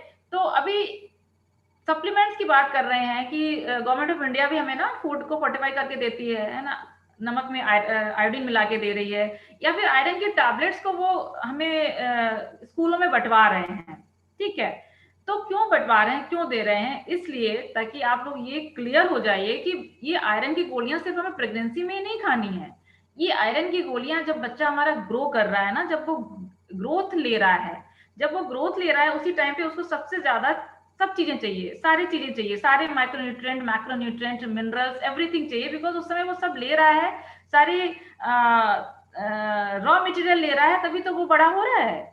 So raw material सारा जब सफिशिएंट अमाउंट में रहेगा तभी तो वो ले पाएगा। सो दिस इज वेरी इंपॉर्टेंट कि हम डेफिनेटली ना ऐड करें चीजों को। और जब एडोलेसेंट एज पे आती हैं बच्चियां और उनका एक बार मेंस्ट्रुएशन स्टार्ट होता है, डेफिनेटली उसके बाद आयरन, बिल्कुल उसके पहले से लेके और उस टाइम पे आयरन इज वेरी इंपॉर्टेंट, है ना, सो दैट कि उनका हीमोग्लोबिन हमारा एटलीस्ट 12 रहे। थोड़ा मैं यहाँ पे फिर एक क्लियर करना चाहूंगी कि फीमेल्स की धारणा रहती है कि 10 हीमोग्लोबिन है ना, ठीक है, ठीक नहीं है। 12 से ऊपर हीमोग्लोबिन ओके ओके है, 13 होना ठीक है, राइट। तो 10 हीमोग्लोबिन ठीक है हमारे लिए। Perfect ma'am. सो या आई थिंक वहां पे जो है बहुत इंपॉर्टेंट बात कही आपने, क्योंकि बहुत सारी फीमेल्स जो हैं इसकी डेफिशिएंसी से गो थ्रू करती हैं, और तमाम जितनी भी इन्फेक्शंस हैं या फिर आगे जाके एडवर्सिटीज हैं वो बॉडी को झेलनी पड़ती हैं। सो मैम एक मैं क्वेश्चन आपसे पूछना चाहूंगी, जैसे अभी आपने बोला कि मेजर कॉमन जो एक प्रॉब्लम है जो जिसके लिए लोग आपके पास आते हैं, एक बहुत ही प्रोमिनेंट आजकल चीज है विच इज इनफर्टिलिटी। सो ये अगर मैम इनफर्टिलिटी की हम बात करते हैं तो इनफर्टिलिटी इतनी कॉमन क्यों है, और आपके हिसाब से हम क्या इसको कोई ऐसी सप्लीमेंटेशन है या कोई ऐसी चीज है जिससे हम अवॉइड कर सकते हैं या उसको जो है रोक सकते हैं ज्यादा से ज्यादा लोगों में? तो we would like to know from you ma'am, why infertility is so common these days? जी जी, थैंक यू शेफाली जी। देखिए, सीधी सी बात है कि इनफर्टिलिटी की बहुत ज्यादा जो अभी कॉमन हो रही है उसकी वजह कई सारी वजह हैं, है ना। Late marriages. अब लेट मैरिज को अगर हम एक कॉमन चीज ले लेते हैं, लेट मैरिज मतलब हमारी एज एडवांस हो गई, राइट। अभी जो एज एडवांस हुई है, अगर हम उस एज को थोड़ा कंट्रोल में ले लें, अब थोड़ा सा मैं इस तरीके से बात कर रही हूँ, शायद सब लोग नहीं समझ पा रहे होंगे कि सबसे बड़ी बात है, ठीक है, हमें टाइमली शादी करनी चाहिए, अच्छी बात है, टाइम पे आप करिए। और एक है कि अगर आप लेट हो रहे हो ना, तो अपनी बॉडी को आप फिट रखिए, अपनी बॉडी को यंग रखिए। कई बार ऐसा भी हो रहा है कि हमारे पास 30 की एज में फीमेल्स आ रही हैं, एक बार बहुत ही कॉमन हो गया है, 28, 29, 30, 32, और उनके पास एग खत्म है, उनका ओवेरियन रिजर्व एब्सोल्युटली खत्म हो गया है, राइट। ऐसा क्यों हो रहा है? उनका क्रोमोसोम टेस्ट करके देख लिया, क्रोमोसोम नॉर्मल है, तो ऐसा क्यों हो रहा है? कहीं ना कहीं डाइट डिफिशिएंट है 100%, है ना। सो अभी तक बात आई हमारी एज की, कि अगर हमारी एज एडवांस हो रही है तो एज को कंट्रोल में हमें लेना है। जब मेरे पास ज्यादा एज के लोग आते हैं, उन्हें प्रेगनेंसी चाहिए और अपने ही एग से चाहिए, डोनर एग पे उन्हें नहीं जाना है, तो मैं उनसे कहती हूँ, ठीक है, आपकी एज 32 या 38 हो गई है, अभी इसको यहीं रोक दीजिए। Take proper supplement, take proper diet, have exercise, खूब सारा पानी पीजिए, अपनी एज को यहीं रोक दीजिए, है ना, या इसको कम कर दीजिए। तो हमें, अगर हमारा बॉडी यंग कैसे रहेगी, अंदर के सेल्स यंग कैसे रहेंगे? एक अंडा और एक शुक्राणु एक सेल है, अगर पूरी बॉडी यंग है तो वो भी यंग रहेंगे, वो भी अच्छे रहेंगे, अगर हम प्रॉपर सप्लीमेंटेशन लेते हैं। और डेफिनेटली मैंने बहुत अच्छा इफेक्ट देखा है कि जब ऐसे पेशेंट्स का जिसका हम लोग आईवीएफ करने जा रहे हैं और हम लोग सोच रहे हैं कि इसको डोनर लेने की जरूरत पड़ेगा, आगे फील्ड आईवीएफ है, एंड आई गेव, मैं, ठीक है, बिल्कुल यहाँ बोल सकती हूँ, बिकॉज ये प्लेटफॉर्म आपने ही दिया है इस समय हमें, तो मैं बिल्कुल यहाँ बोल सकती हूँ कि मैंने उनको न्यूट्रालाइट दिया, है ना, सारे सप्लीमेंट्स उनको दिए, एंड आफ्टर 2 to 3 months जब उसका जो डिप्रेशन का जो थिंग थी उसके साथ साथ में वो डिप्रेशन भी कंट्रोल हुआ।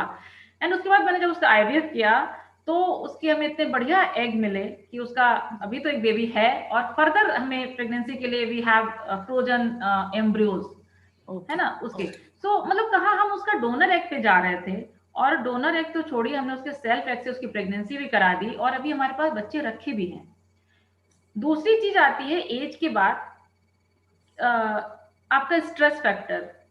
और फिर स्ट्रेस भी ना कहीं कहीं से, आप जब स्ट्रेस लेते हो ना, बहुत ज्यादा टेंशन करते हो किसी भी चीज को लेके, तो स्ट्रेस बहुत मैटर करता है। और स्ट्रेस को भी आप कंट्रोल में तभी रख सकते हो जो आपकी बॉडी हेल्दी है, राइट, है ना। अगर आप एक्सरसाइज कर रहे हो अच्छे से, तभी आप स्ट्रेस को मैनेज कर सकते हो। और एक्सरसाइज करने चले और आपके पैरों में अगर दर्द हो रहा है या कमर दर्द हो रही है, तो ऑब्वियसली ना कहीं ना कहीं सब कुछ लिंक है एक अच्छे न्यूट्रिशन से, है ना। फिर देन वो ट्यूब ब्लॉक और हस्बैंड के स्पर्म ना होना इज एकदम एब्सोल्युटली अलग चीज है। स्पर्म अगर भगवान ने देके ही नहीं भेजे हैं, या कुछ ऐसा जेनेटिक डिफेक्ट है कि आपको एग या स्पर्म में इश्यू है, वो टोटली डिफरेंट थिंग है। लेकिन जो कॉमन जो लोग ऐसे आते हैं ना, या मैं ट्यूब की इन्फेक्शन की बात करूं कि हमारी ट्यूब डैमेज हो गई है और हमें आईवीएफ के लिए जाना पड़ रहा है। ट्यूब डैमेज क्यों हो रही है? कोई इन्फेक्शन हुआ है ना, any infection, right, starting from simple vaginal infection, simple urinary tract infection, या मेजर इन्फेक्शन जो आपकी ट्यूब को या फैलोपियन ट्यूब्स को खराब कर रहा है, वो आपके अंदर एंट्री कैसे लिया? क्योंकि आपकी इम्यूनिटी ठीक नहीं थी, आपकी इम्यून पावर अच्छी नहीं थी, इसीलिए आपके अंदर वो इन्फेक्शन गया, है ना। टीबी से कई लोगों की ट्यूब्स खराब हो जाती हैं। टीबी कैसे हो गई आपको? Right, so immunity is very important. So, ma'am, तो अगर हम इन चीजों का ध्यान रखते हैं तो हाँ, yes, I might sound a little selfish here, लेकिन मैम मैं आपसे जरूर जानना चाहूंगी कि क्या सप्लीमेंट्स आप रेकमेंड करते हैं हमें? So you know I am also not married right now and I am not looking forward to get married very soon, but I am very happy कि एज अ डॉक्टर आप बहुत honest advice हमारे साथ share कर रहे हैं। सो you know आई और मेरे जैसी बहुत सारी और भी यहाँ पर विमेन होंगी जो जानना चाहेंगे कि क्या सप्लीमेंट्स आप सजेस्ट करते हैं to keep our body young and active for a longer time. And I think it is high time कि हम इन चीजों पे, इन टॉपिक्स पे डिस्कस करें, खुलकर डिस्कस करें, because women health, it's high time to take care of women's health. Exactly. बिल्कुल बिल्कुल खुल के हमें डिस्कस करना चाहिए। और विमेन हेल्थ बहुत इंपॉर्टेंट टॉपिक है, and I am feeling very proud to share this platform कि हम लोग एक वुमेन हेल्थ पे बात कर रहे हैं, है ना। क्योंकि कहीं मैंने पढ़ा था कि India is one of the ill country, तो मुझे ये लाइन बहुत चुभती है और बहुत अच्छा लगता है कि मैं टुवर्ड्स ना वेलनेस काम कर रही हूँ। और जैसे कि मैं अभी बताना चाहूंगी कि मेरे क्लिनिक पे जब भी कोई पेशेंट आता है ना, फर्स्ट उसकी डाइट काउंसलिंग होती है, free of cost diet counselling होती है। और उन्हें बताते हैं कि आप कैसे अपनी डाइट को, बिकॉज ना केवल दवाई लिख देना ना, हम एज ए डॉक्टर हमारा वो नहीं है, हमने कुछ रिस्पॉन्सिबिलिटी भी ली है एज ए मतलब एक सोसाइटी के हम एक रिस्पॉन्सिबल पर्सन होते हुए अगर हम कुछ ऐसी चीजें करते हैं जो सोसाइटी को एक बड़े लेवल पे, मेडिसिन लेना तो सिर्फ वही आएगा ना जिसको कोई बीमारी हुई है, बट एक बड़े लेवल पे अगर हम कुछ करना चाहते हैं ना, तो फिर डेफिनेटली हमें कुछ हटके करना पड़ेगा। तो जैसा कि अभी आप लोग के साथ हमें मौका मिल रहा है ऐसा करने का, तो वर्तिका जी मैं बताना चाहूंगी, आप इसको ट्रांसलेट कर देंगे, आप अगर आपके ब्रांड में आप क्या रिकमेंड करते हो, है ना।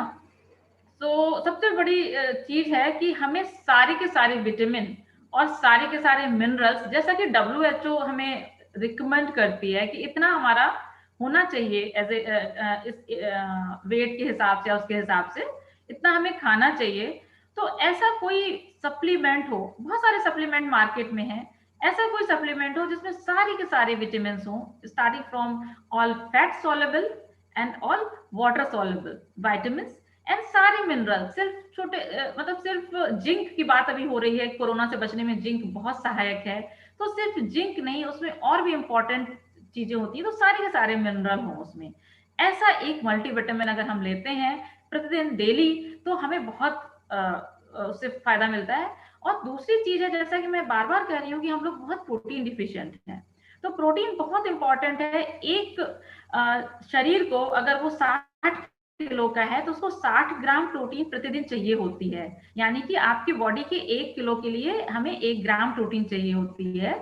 तो आप अपना प्रोटीन कैलकुलेट करिए, बहुत ही सिंपल सिंपल प्रोटीन कैलकुलेटर्स हमारे ऑनलाइन। पिछले 2 दिनों में एक दिन में क्या खाना खाया,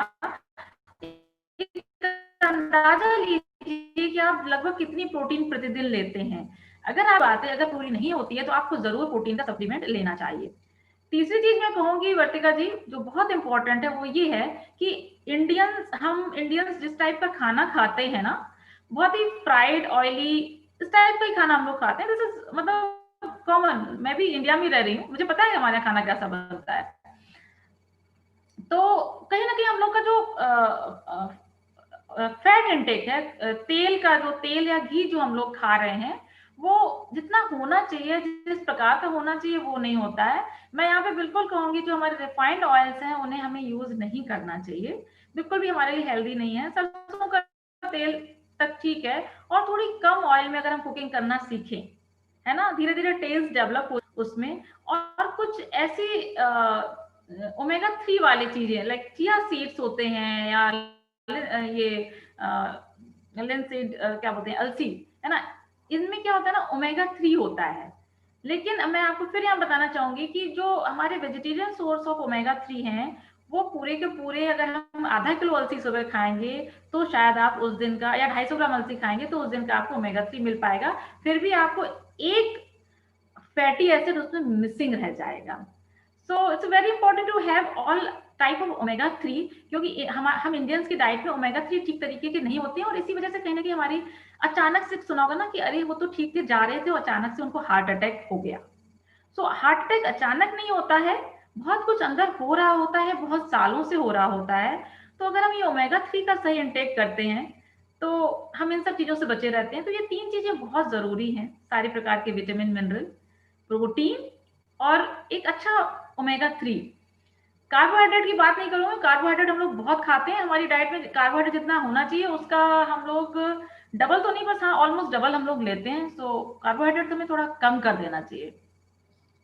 thank you ma'am, thank you so much. I think ma'am ने बहुत ही सिंपल वे में फाउंडेशन सप्लीमेंटेशन की बात करी है। न्यूट्रलाइट डेली, 13 विटामिन्स, 11 मिनरल्स, जैसा मैम कह रहे हैं, केवल जिंक नहीं, सारे इंपॉर्टेंट विटामिन्स और मिनरल्स होने चाहिए। So people please take note, आप लोग जरूर इसे नोट कीजिए। न्यूट्रलाइट डेली हमारे डाइट में जरूर होना चाहिए। प्लांट सोर्स से लिया गया अच्छी क्वालिटी का protein, so Nutrilite all plant protein powder. और ओमेगा 3 बहुत इंपॉर्टेंट हार्ट हेल्थ के लिए, जैसा मैम ने कहा। सो न्यूट्रलाइट सैल्मन ओमेगा 3। और पहले हमने बात करी थी आयरन की। Again, so for females iron is something जो कि जरूर ऐड किया जाना चाहिए। तो मैं आज अपने लिए जो नोट यहाँ से लेकर जा रही हूँ वो 5 सप्लीमेंट्स का लेकर जा रही हूँ, which is Nutrilite daily, Nutrilite all plant protein powder, Nutrilite salmon omega 3, Nutrilite cherry iron, और साथ में कैलमैक डी प्लस, बिकॉज हमने कैल्शियम की बात अभी अभी करी थी, which is very very important. Thank you ma'am. Yes Vatika, and one more thing I want to add, आप शायद डॉक्टर यहाँ को इसमें ले सकते हैं, बिकॉज इस समय का जो टाइम है, these are foundational supplements, no doubt. अगर हम इनको नहीं ले रहे हैं और केवल विटामिन सी खा रहे हैं तो फिर हम अपनी पूरा काम नहीं कर रहे हैं, फिर थोड़ा सा काम कर रहे हैं, राइट। तो foundational supplements are very important, और उसके ऊपर now you have to add on, है ना, इस टाइम पे जो चल रहा है कि हमें बहुत तेजी से अपनी इम्यूनिटी, जो इतने दिनों से हमने, क्या इतने दिनों से हम लोग ले रहे थे फाउंडेशन सप्लीमेंट, नहीं ले रहे थे ना, कुछ लोग हो सकता है ले रहे हो,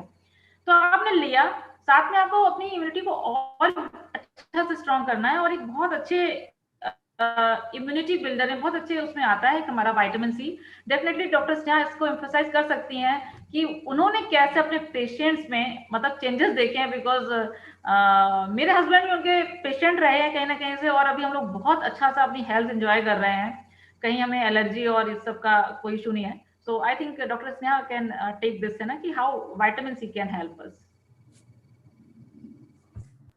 या डेफिनेटली वैसे जितनी सारे सप्लीमेंट्स की बात की अभी आप लोगों ने, I was just listening to you very attentively doctor Kumodini, and it was really a very great pleasure to hear you always. और मुझे लगता है सारे ऑडियंसेस ने हम इतना एफर्ट कर पाए कि आप लोग जरूर कुछ ना कुछ यहाँ से अपने लिए ले जा रहे होंगे, आई गेस, आई विश। और नेक्स्ट जो आप लोगों ने अभी सप्लीमेंट की बात की, वर्तिका ने जो पूरा कंक्लूड किया डॉक्टर कुमुदनी की टॉक को, और बस मेरा यही उसमें एक एड ऑन है कि हाँ, definitely foundational supplements are they do require, और वो किसी भी स्टेट में कोई भी पेशेंट हो, चाहे वो एक हेल्दी इंडिविजुअल हो, हर किसी को फाउंडेशनल सप्लीमेंट्स हमेशा चाहिए। क्यों चाहिए? क्योंकि वो फाउंडेशनल सप्लीमेंट्स ही हमारे आज के खाने पीने से गायब हैं, और वही कहीं ना कहीं जा कर के वो न्यूट्रिशनल गैप क्रिएट करते हैं, जो बाद में जाकर के कोई ना कोई डिजीज शरीर में बनाता है।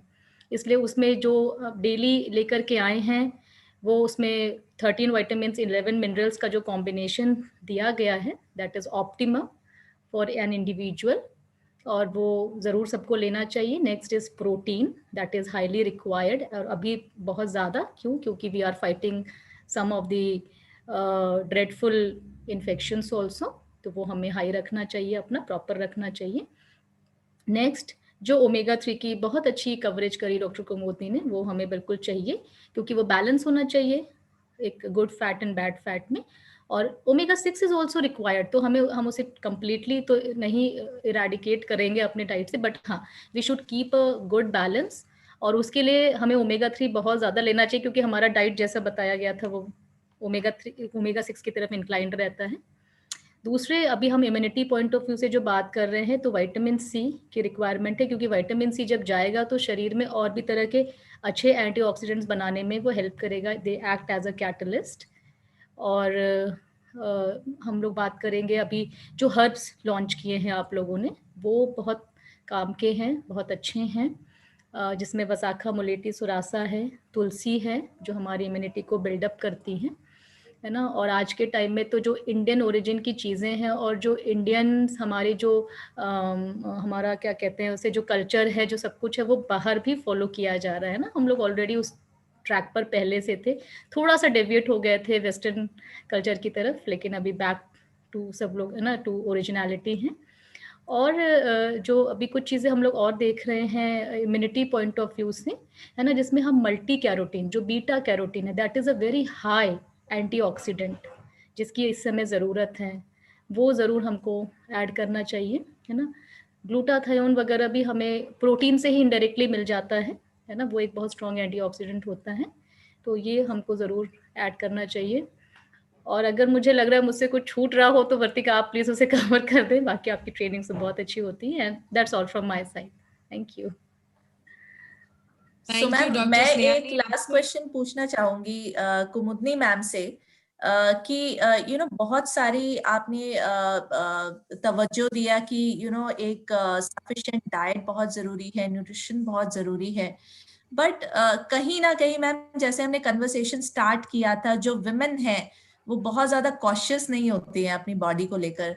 सो क्या आप मैम प्रिसाइसली हमें बता सकते हैं, based on the age group में भी या फिर कंडीशन के हिसाब से, कि how women can be more cautious for her body needs, और क्या कुछ बॉडी ऐसे सिग्नल्स देती है हमें इन बिटवीन या टाइम टू टाइम, जिसको हमें कैच करना चाहिए और उसका प्रिकॉशन लेना चाहिए और अपनी बॉडी को अच्छी न्यूट्रिशन से तैयार करना चाहिए। So are there any signals that body is giving it to us, and we would also like to know how we can be more cautious, like agar you can tell us on the basis of age maybe, or maybe some symptoms that we see or notice jab bhi hum grow up ho rahe hote hain, so how can we take care of it ma'am? Over to you. हाँ जी शेफाली जी, बिल्कुल मैं आपको बताऊंगी, लेकिन थोड़ा सा मैं आपका जो क्वेश्चन है ना उसको थोड़ा सा क्लियर करना चाहूंगी कि जो सिग्नल्स की बात या हम लोग सिम्टम्स की बात कर रहे हैं, तो मुझे जहां तक लगा आपके क्वेश्चन से कि we are not talking about any like disease form of symptoms ना, बिकॉज हमें डिजीज फॉर, हाँ, लाइक प्यूबर्टी एंड दैट, है ना, यू आर टॉकिंग अबाउट ना कि क्या क्या चीजें हैं, राइट। सो बिल्कुल मैं क्लियर करना चाहूंगी कि शेफाली जी जो पूछ रही हैं कि हमारी बॉडी में क्या चेंजेस होते हैं, उसके हिसाब से हमें क्या क्या लेना है। ये सिम्टम्स हमें बीमारी से बिल्कुल भी कनेक्ट नहीं करना है, बिकॉज कोई भी बीमारी के सिग्नल का हम वेट नहीं करेंगे, है ना। हमें अपने आप को पहले से ही ठीक रखना है, बीमारी के सिग्नल का हमें वेट नहीं करना है। सो बिल्कुल राइट शेफाली जी, जो आप कह रही थी, देखिए जब हम स्टार्टिंग हम करते हैं बिल्कुल बच्चे से, है ना, कि हमने कंसीव करने के पहले से, प्री कंसेप्शन से, जब हम लोग प्री कंसेप्शन पीरियड में हम लोग प्लान कर रहे हैं एक प्रेगनेंसी, उस टाइम डेफिनेटली ना हम लोग फोलिक एसिड चाहते हैं कि एक फोलिक एसिड, है ना, जरूर पहुंचे, लेकिन मैं आपको क्लियर करूं कि अपनी इंडिया में हम लोग ना सिर्फ फोलिक एसिड की बात करते रहते हैं, क्योंकि कहीं ना कहीं हमारे इंडियंस फोलिक एसिड भी नहीं लेते हैं। और बहुत सारे ना ब्रेन के जो डिसऑर्डर्स होते हैं ना, कि पीछे सिर नहीं बनना और न्यूरल ट्यूब डिफेक्ट होते हैं। अभी जब हम पढ़ते थे ना, तो हमें भी ऐसे ही लगता था कि फोलिक एसिड देना है, बट मैं आपको बताऊं सिर्फ फोलिक एसिड की गोली बहुत सस्ती आती है, एटलीस्ट कुछ नहीं तो फोलिक एसिड ही ले लो। मतलब हम इंडियंस कुछ नहीं तो इतना ले लो, क्यों? हम सब कुछ लेंगे, है ना। अगर हम सोचेंगे ही नहीं ना कुछ सारा कुछ लेने के लिए, तो फिर हम लोग वही ना एक कुछ नहीं तो इतना ही ले लो वाले टाइप्स ना डेवलपिंग में ही रह जाएंगे। बिकॉज हमारे वेस्टर्न में ना हमें प्रीनेटल्स दिए जाते हैं। प्रीनेटल्स टैबलेट मतलब कि उसमें सारे विटामिन सारे मिनरल्स होते हैं, केवल फोलिक एसिड नहीं होता। बट हमें बहुत ही गया गुजरा, हम बहुत गरीब है, सिर्फ फोलिक एसिड तो ले लो कम से कम। तो मैं इस माइंडसेट से बाहर निकल के आई कि भैया यार सिर्फ फोलिक एसिड ही नहीं देना है, ये तो हमारी कंट्री की दशा की वजह से हम फोलिक एसिड पढ़ते चले आए बचपन से। और वेस्टर्न कंट्री में, यूके में, यूएस में तो ये प्रीनेटल करके, मतलब प्रेगनेंसी के पहले आपको क्या देना है या प्रेगनेंसी के टाइम पे क्या देना है, लाइक तो डेफिनेटली हमें प्री प्रेगनेंसी में हमें अगेन ऑल फाउंडेशनल सप्लीमेंट है ना, एक कंप्लीट, अगर आपके हम लोग न्यूट्राइट की अगर हम बात करते हैं तो डेली हमें जरूर लेना चाहिए, जरूर, उसको तो बिल्कुल छोड़ना ही नहीं। Because all supplement all minerals हमें चाहिए, एवरीडे चाहिए, है ना।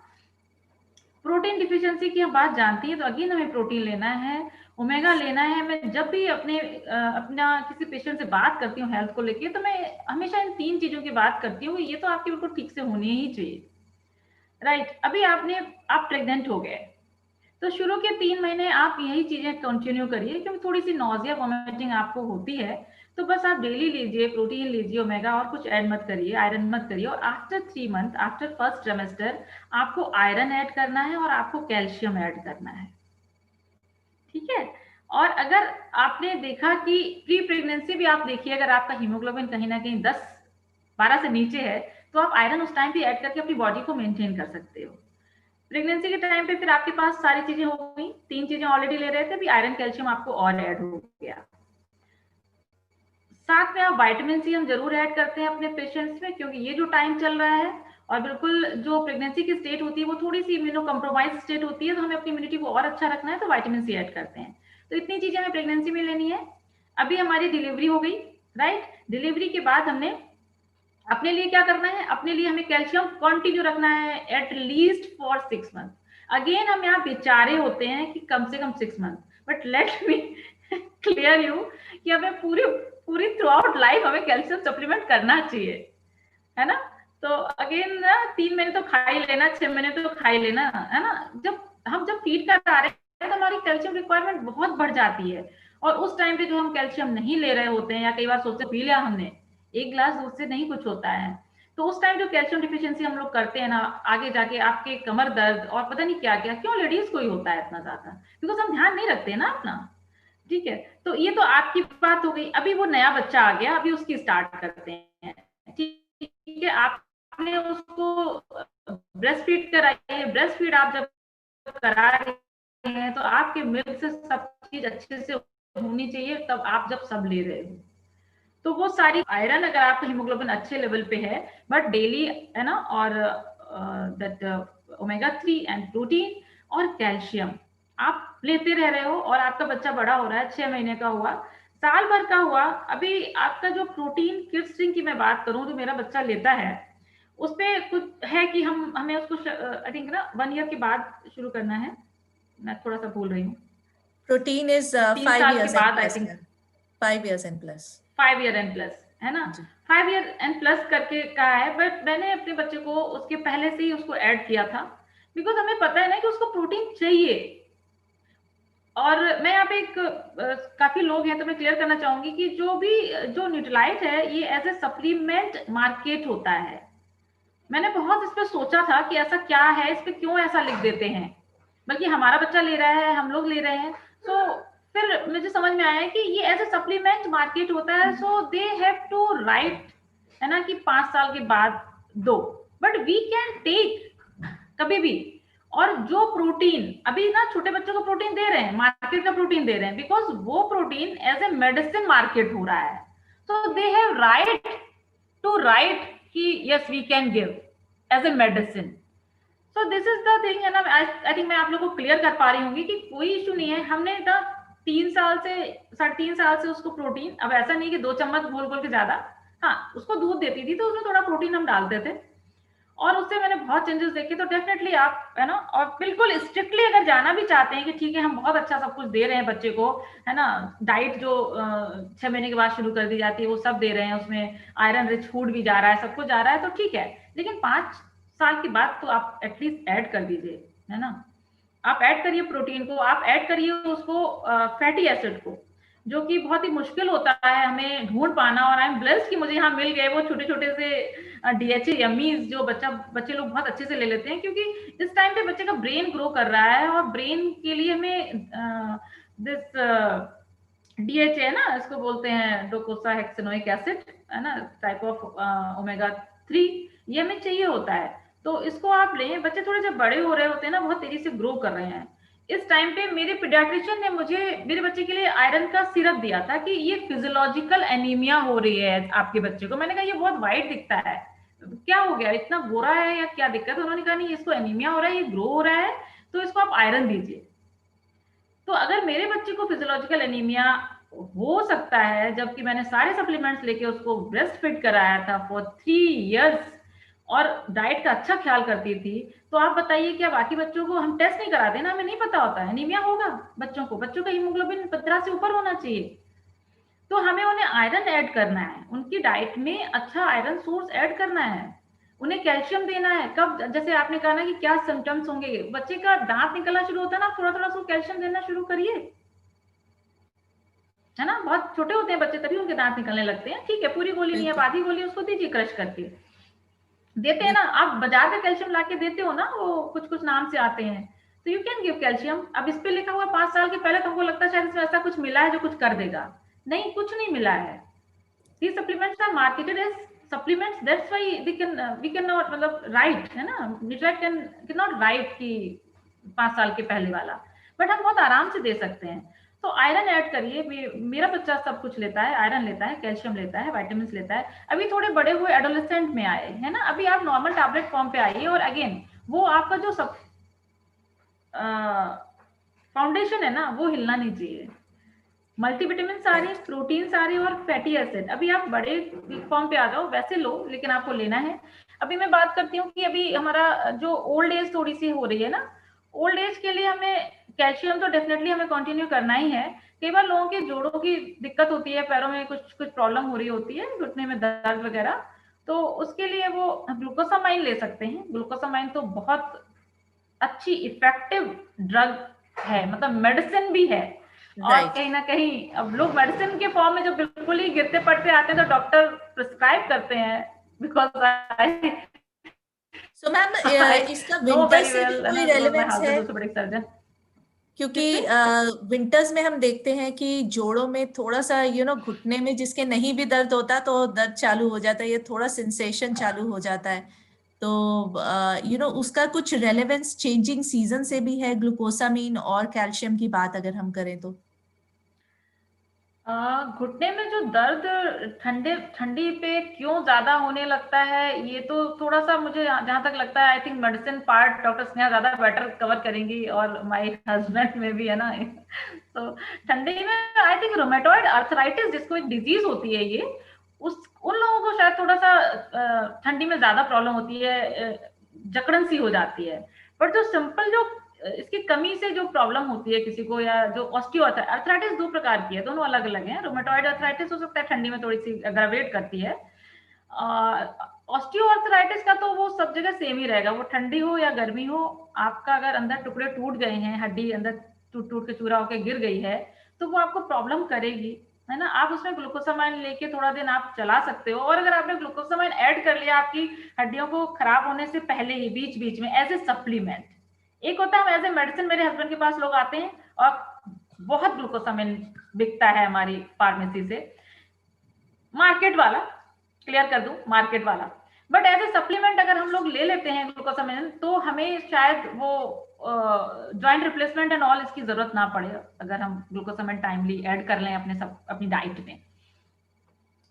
और जो फीमेल की अगर हम बात कर रहे हैं, Yes, मैं ma'am. लास्ट कंप्लीट फिनिश करती हूँ बात को। फीमेल्स की जो हम बात करें तो ओल्ड एज में आके हमें कहीं ना कहीं कुछ प्रॉब्लम्स होती हैं ना, लाइक हॉट फ्लैशेस और इरिटेबिलिटी। जब हमारे मेनोपॉज का टाइम आता है, जब हमारे पीरियड्स ऑफ होने का टाइम आता है, राइट, तो उस इरिटेबिलिटी को कम करने के लिए हमारे पास आइसोफ्लेविन्स होते हैं, है ना।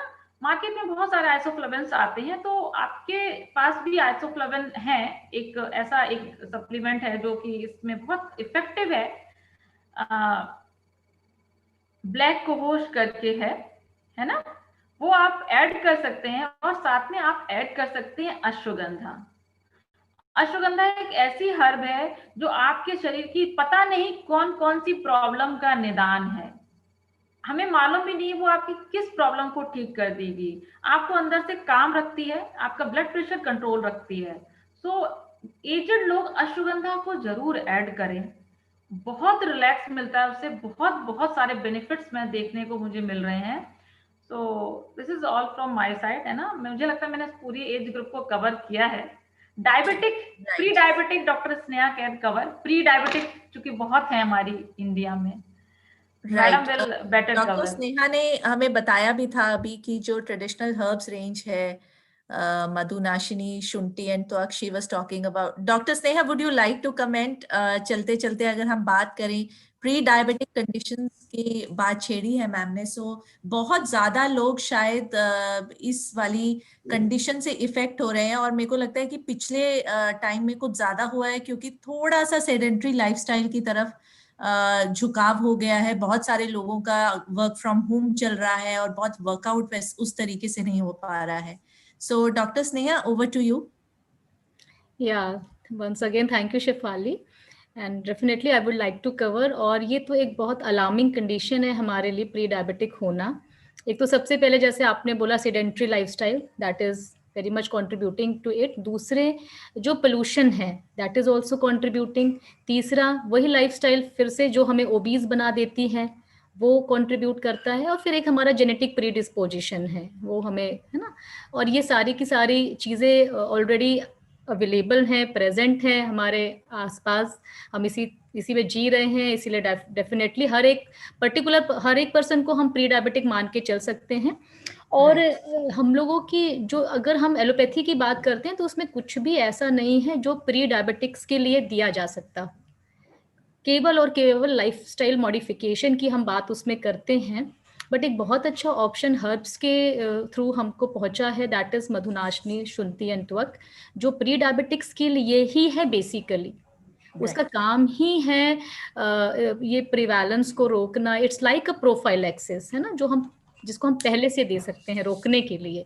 तो ये एक, और जहाँ पर भी हमें लगता है कि ऐसी कंडीशंस हैं, लोग पोल्यूशन में हैं, लोग ओवरवेट हैं, लोग स्ट्रेस में हैं, लोग सो नहीं रहे हैं, लोग सेडेंटरी लाइफस्टाइल में हैं, वहाँ डेफिनेटली, है ना, एक एज के बाद, और पर्टिकुलरली मुझे तो अभी लगता है कि 25 ईयर्स में ही शुरू कर दें तो वो ज़्यादा बेटर है, क्योंकि हमें वहीं से ही अभी मिलने लगते हैं केसेस डायबिटीज़ के।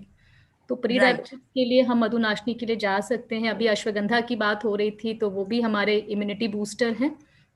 बात हो रही थी अभी ब्रह्मी की, और हम लोग मेंटल ट्रॉमा में है, कहीं ना कहीं कोई ना कोई इन्फेक्शन हो जा रहा है। अभी हमने देखा है कि इन्फेक्शन मैनेज करना इज अलग, आप उनको मेंटली, आपको उनको जो है सूद आउट करना होता है, वो एक बहुत बड़ा मैटर होता है। लोग बीमारी के नाम से डर जाते हैं।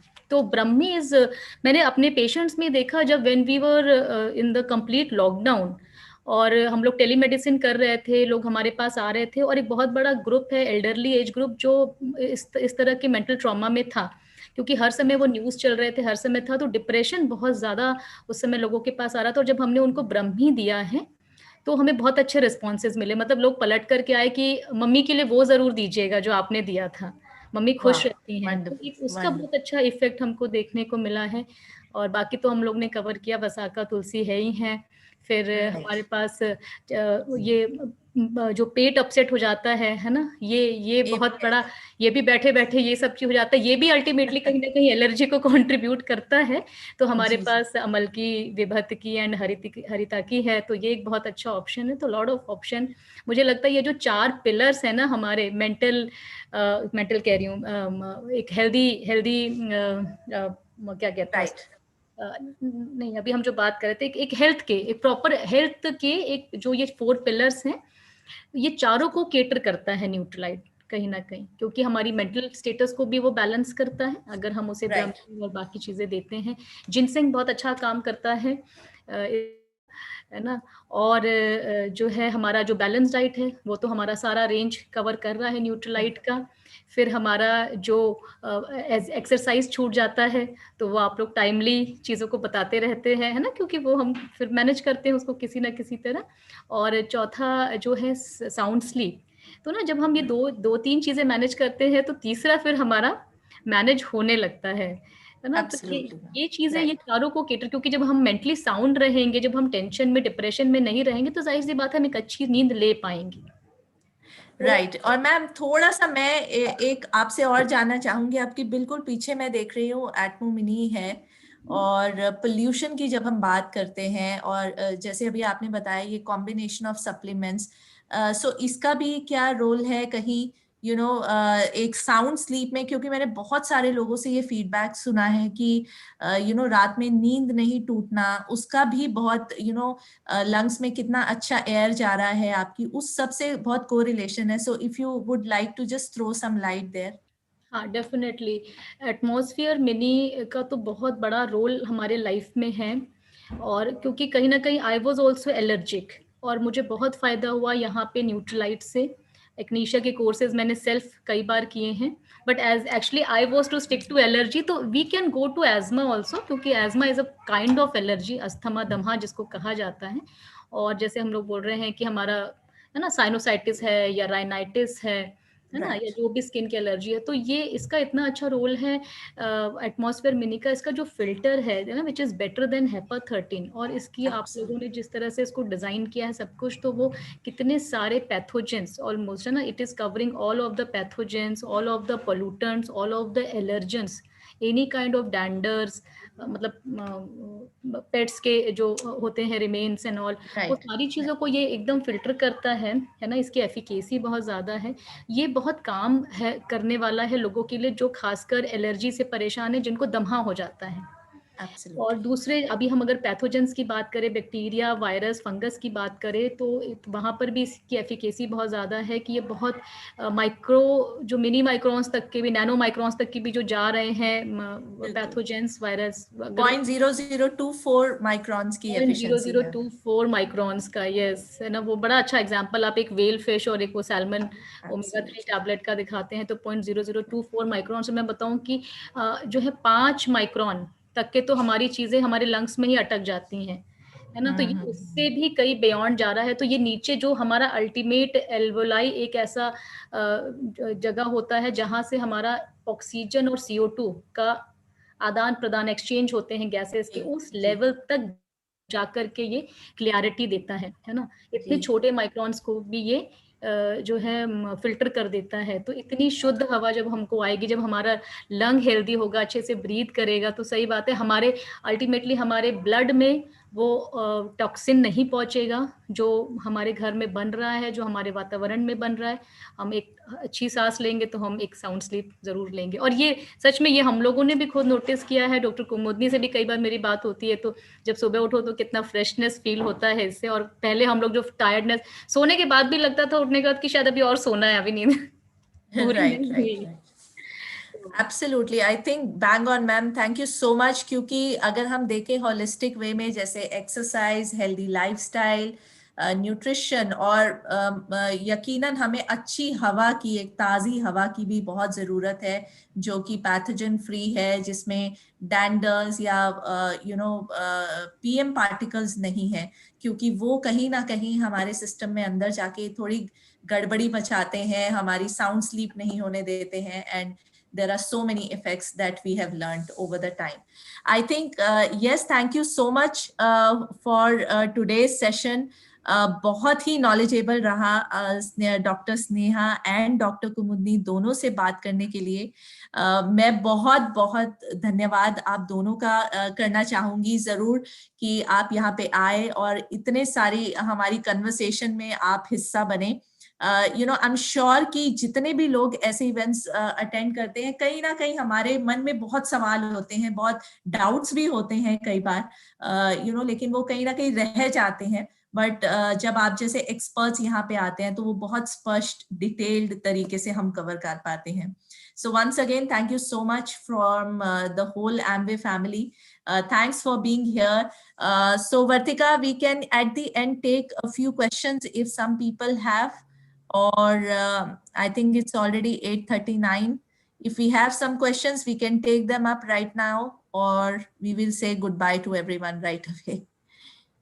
So yes, I think बहुत ही डिटेल रहा है मैम आज का सेशन। आप दोनों ने बहुत ही डिटेल से सारी चीजें बताई। I don't see any questions right now in the chat box, and personally thank you so much. मेरे लिए बहुत एनलाइटनिंग था, और आपको जानकर भी बहुत खुशी होगी कि जूम और यूट्यूब दोनों मिलाकर आज हमारे साथ 1300 प्लस लोग जुड़े थे ऑन बोथ द प्लेटफॉर्म्स, और उन्होंने भी आज इतनी सारी इंफॉर्मेशन गेन करी होगी इन अ बहुत बड़ी कॉज के लिए, बहुत बड़े गुड कॉज के लिए आज यहाँ पर आप लोगों ने हमारी मदद की है। सो थैंक्स वंस अगेन, और वी लुक फॉरवर्ड कि दोबारा नियर फ्यूचर में हम आपको इनवाइट करें और किसी ऐसे ही हेल्थ टॉपिक पर डिस्कस करें। Thanks once again ma'am.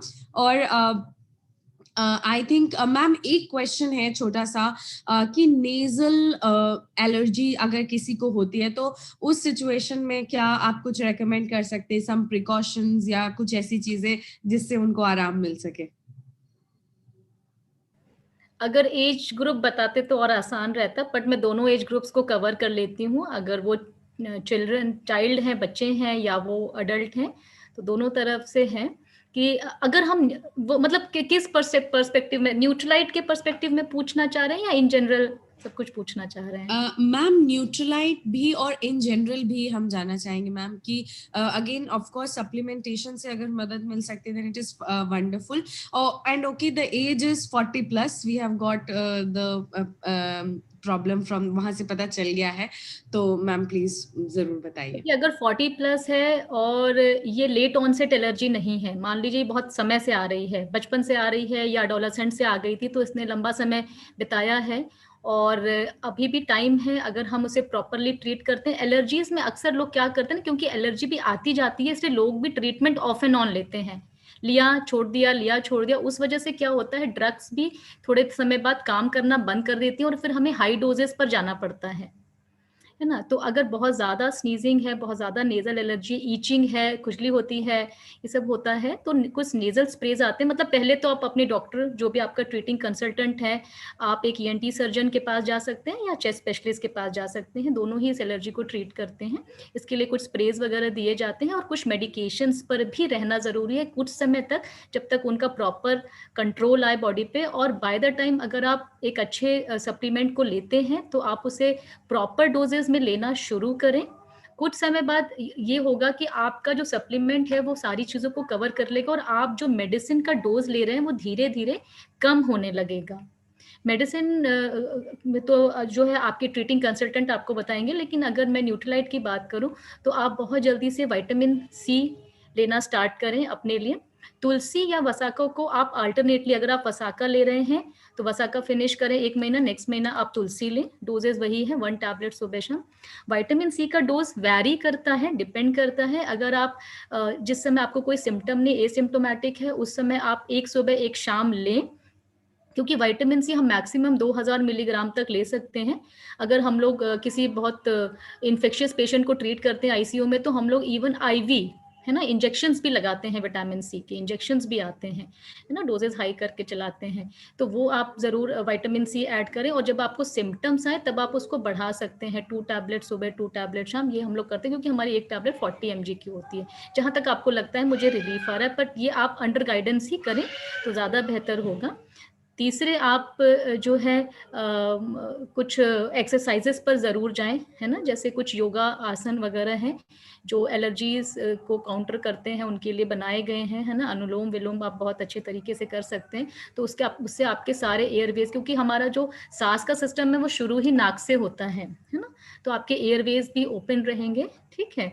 और आप ये मॉर्निंग आवर्स में करते हैं तो उस समय पोल्यूशन का लेवल बहुत कम होता है, और अगर आप एटमो मिनी यूज कर रहे हैं तो ये आपके लिए और अच्छी बात है, वो आपको बहुत हेल्प करेंगे, ठीक है, अपना इंडोर एलर्जेंस को प्रोटेक्ट करने में, या आपके थ्रू किसी और को कोई इन्फेक्शन ना जाए, क्योंकि अगर आप एलर्जिक भी हो तो कहीं ना कहीं इम्यून सिस्टम भी आपका, है ना, थोड़ा जो है वो वीकन है, तो उसको स्ट्रॉन्ग करने के लिए आप फाउंडेशन सप्लीमेंट्स लें, डेली लें, प्रोटीन लें, ओमेगा लें, उसके साथ साथ आप विटामिन सी लें, अल्टरनेटली आप तुलसी और बसाकर लें, और आप एक साल में करीब 2 से 3 कोर्स एक्नीशिया के आप कर सकते हैं। Echinacea is a good homeopathic herb, वहाँ पर बड़ा यूज़ होता है। यहाँ पर फ़र्क ये पड़ जाता है जब हमें न्यूट्रलाइट से मिलता है, क्योंकि हमें बहुत ही हाई क्वालिटी की एक्नीशिया मिलती है, तो रिजल्ट ओरिएंटेड होती है, अदरवाइज वैसे भी एक्नीशिया दी जाती है। तो अगर हम कोई भी चीज़ यहाँ से लेते हैं तो हम ये मान के चलते हैं कि ये रिजल्ट ओरिएंटेड है, ये हमें definitely it will going to, है ना, गिव अस द क्योर।